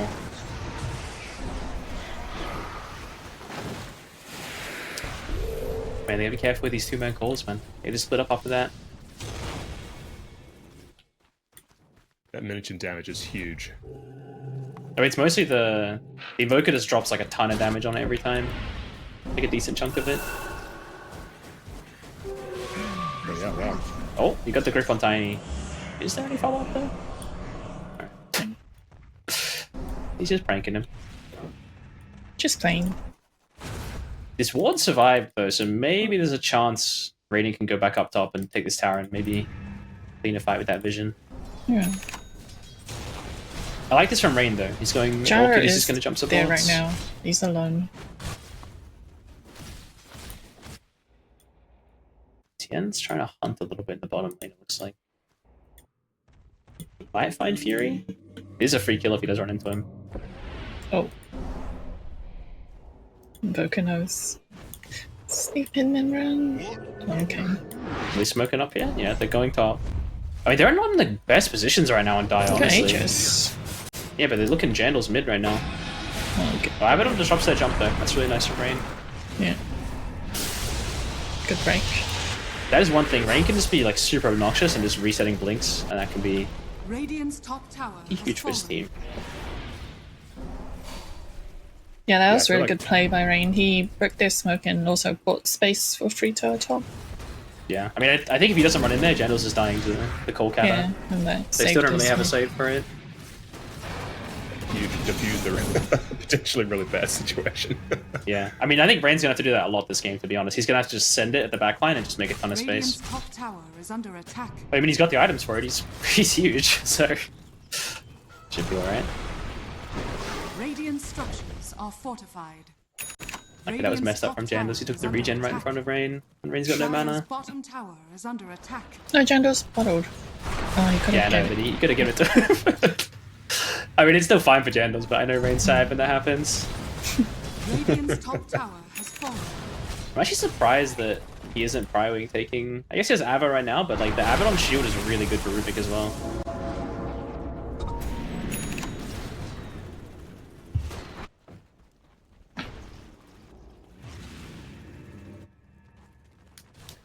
And yeah, I don't know. Goop is kind of catching up, but like not really. Like his gap between him and Tobes is growing. He's like catching up to like Jandals and stuff. It's just getting further and further ahead. When do you think would be the time where New Zealand pulls the trigger, you know, with their lead? Because I feel like the game slowed down quite a lot, but the lead is still kind of like slowly growing on New Zealand's favour. It's hard. I think it's next Roshan probably, but yeah, it is. This is one of those games that might end up going an hour just because like they have picked insanely annoying high ground. Are they gonna kill Goop? Yeah, I see him. A little bit of cover. He's already used Thunder, though. He might be screwed. His team managed to bail him out. At what cost? I mean, Toadstool's the Aegis, so he's just running head first. He does not care. This is what they need, though. They need pickoffs. Yeah. And yeah, again, they can high take. ground. They can. Oh, I don't know about high They ground. still They got can go bottom towers. and mid, I think. But I mean, I like, think high ground is later as well. Yeah. I think later, if they ever catch Axe or Invoker, like that's just take it to high ground, because that is all they have for now until Terrorblade catches up. Yeah. He's going for a Daedalus on Terrorblade, so that just sounds to me like he just wants to do as much damage as possible on the high ground defense. Field Glass Cannon build. Here's Tobbs again, putting in work on the towers. Yeah, he's gunning this one down. He should head bottom next, I imagine. Radiant's middle tower. Aegis is out, but I don't think they can kill him on this build. TM being annoying to Jandals. Oh, GG mana. I don't know why he didn't cite that. I'll be flaming Jandals for that later tonight. I think. A little bit weird.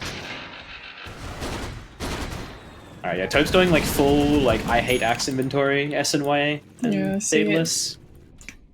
I mean, honestly fair, like, the Axe is like their entire team right now.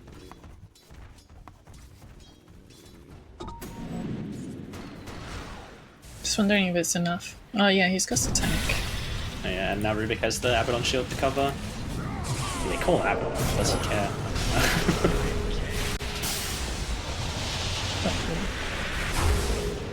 That is one thing. The Invoker is very annoying to him with NATO EMPs. Yeah. Oh. He has to be a little careful with ulti as well, because he can get down pre-ult here if Minichin's on it. As well, how much is Dunk right now? Is it 575? Also. So yeah, he can barely do it. Once he's 20, he can do it a lot easier. Was there a point for that though? If Joe wasn't even close, and then What? Just poking from Xavier? From Rain running in, using all his mana. I don't know. Maybe it's like frustration, to be honest. I mean, the initial jump I think was fair. Like, I don't think he realized Rubik had shield or that he was there. Oh, they're trying to burst Oaks. Fury doesn't sleep. It's not gonna disco yet. All right. Raid boss down.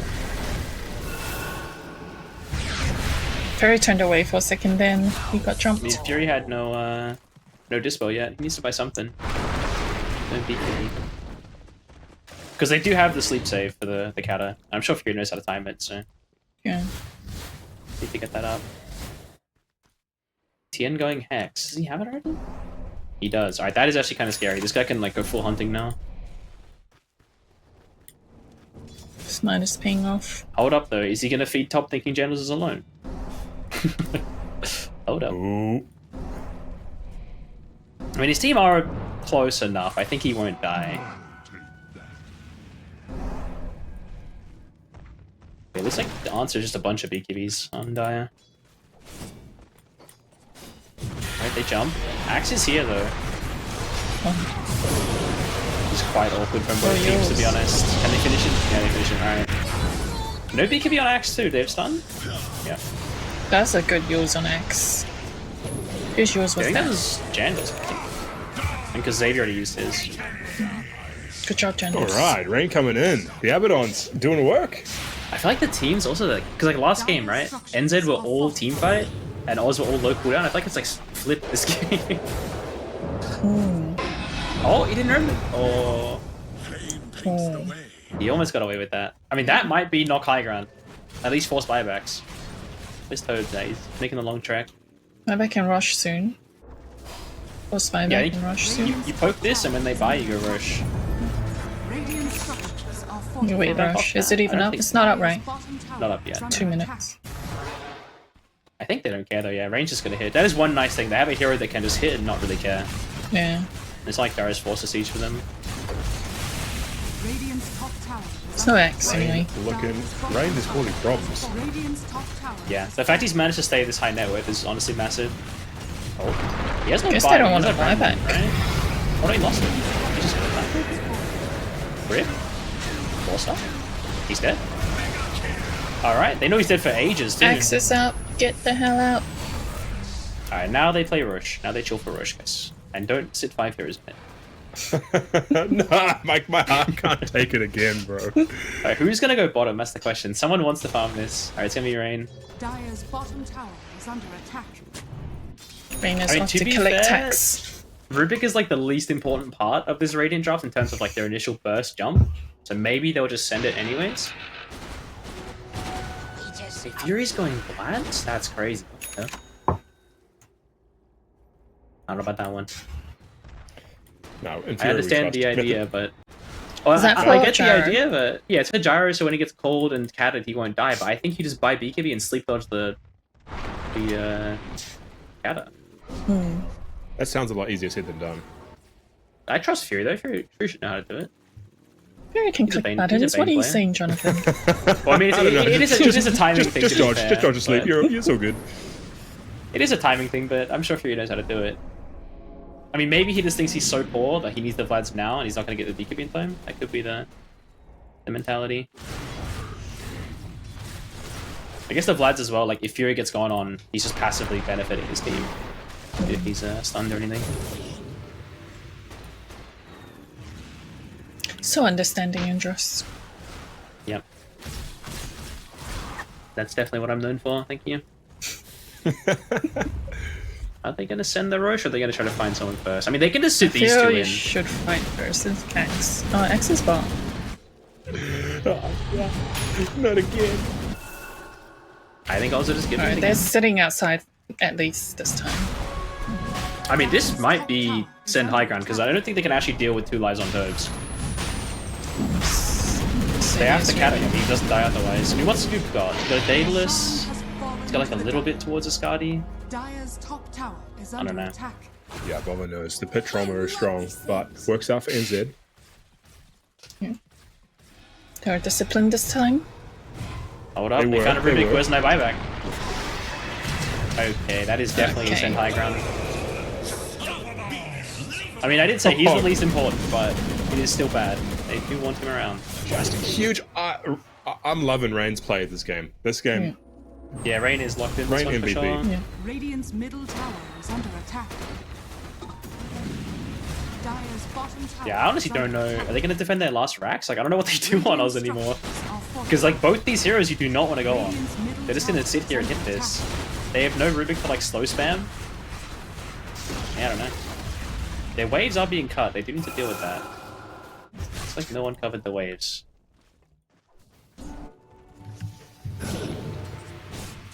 Did they not have a banner for the first wave? What's their banner? Oh. I don't know if... Alright. They may have sold not bannering their first wave. Wait, where is the banner? Fury has it. Yeah, I don't know. That might be nerves right there, because I don't know how no one's bannering that.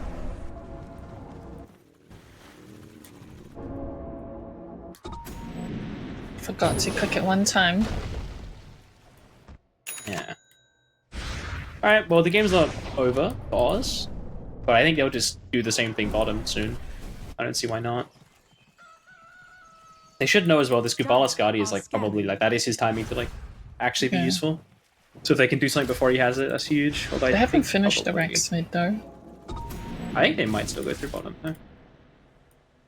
If you go through bottom, you cut more of the map off. True. Radiant are scanning. And it's easier to go through bottom and hold mid than the other way around, I find at least.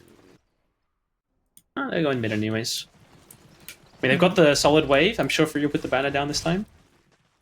Fury? Are you sure? I just said you can click buttons. I'm sure, I'm sure. I just told Jonathan that. Radiant's middle barracks are under Actually, I don't know. There's no reason to hold it for bottom. Maybe they just don't care now. It's fine. They got a healthy enough wave. Radiant's Alright. middle barracks They're holding it for bottom. fall. Radiant's middle barracks are under attack. Radiant's middle barracks. And can he Manta dodge this? Oh, Rain's locked in, guys. Radiant's bottom tower is under That's actually massive because the EMP really screws you over if you get hit by it.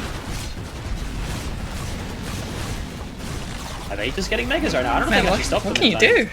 They're still an Aegis on Toads. Like, they're committing Toads, but that's an Aegis gyro. Who cares? Tobes and Rain just Xavier laying in, it out. tosses the Sansa back.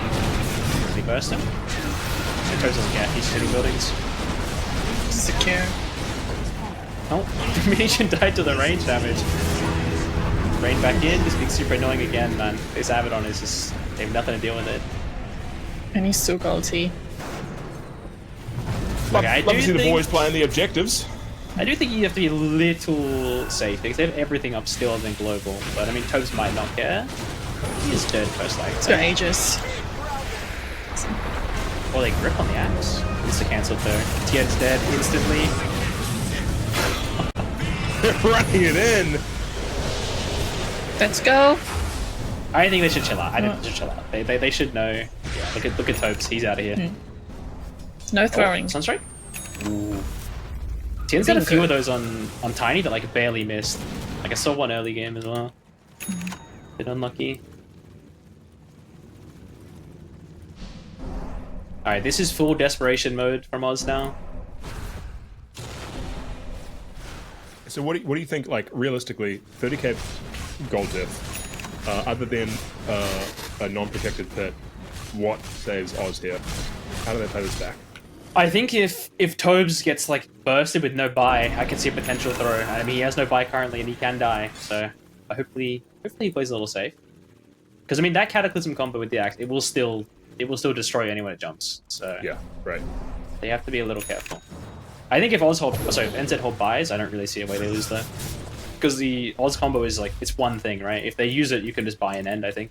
Well, they're trying to go for the end here. Yeah, I mean, their lanes are in an okay spot now. As long as their lanes are shoved, I don't think they can get thrown if they all die. They're pinging Goob. They know if he dies, the game's over. He's their only damage left. Oh, Zadrius is a Wind Waker. That's really nice. He can help cover the Kata. I was wondering if he'd get that early this game. But he didn't come out. The idea is usually someone will have to show because it's Megas. They find the double jump in mid. Actually missed the move. I mean, you force global out of them. And I think you're still going to get Rubik. Tobes, he tanks the Kata. He doesn't care anymore. Alright. Kubala. He's silenced. Can they finish him? Yeah. Yes, they pulled the trigger. Is this it? Is that it? Yeah, that's Is this going to be the end? Is this it? The GGs have been called. That's it. Let's go. Love to see it. Jandal's ending with the double kill. Great game from Rain. And I think all Team New Zealand pulling it through without the throw this time. GG to the boys. Absolutely fantastic. And that will end our series tonight. 2-1 to New Zealand, securing them the Oceanic slot to the World Esports Game Championships in 2025. Andros, round us out. Tell me, give us a real quick rundown on that game, and overall your thoughts on the series. I feel like one team was like coming to play, the other team wanted to like hit creeps and kind of chill out.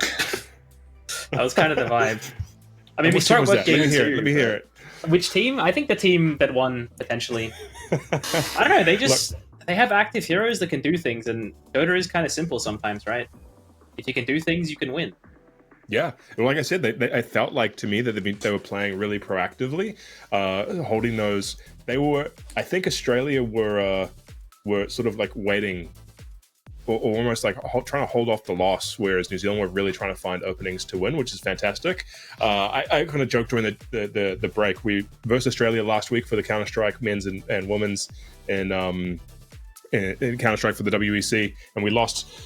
We lost pretty badly both times, but it's always amazing to see the Dota team come down for the second series in a row. Global Esports Games last year, now this one to pick it up. Lucy, what were your thoughts of that game? I thought it was a pretty good series. That was like getting on my nerves, making me nervous, pushing it to game 3.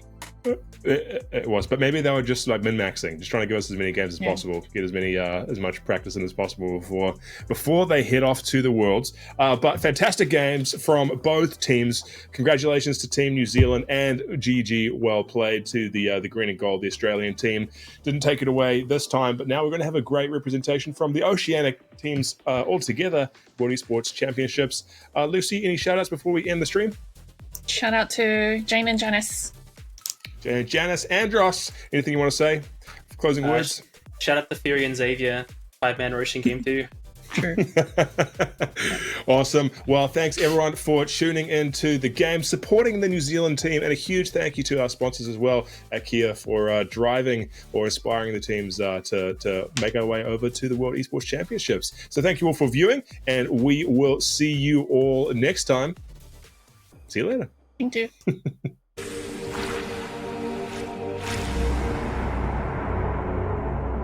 My people.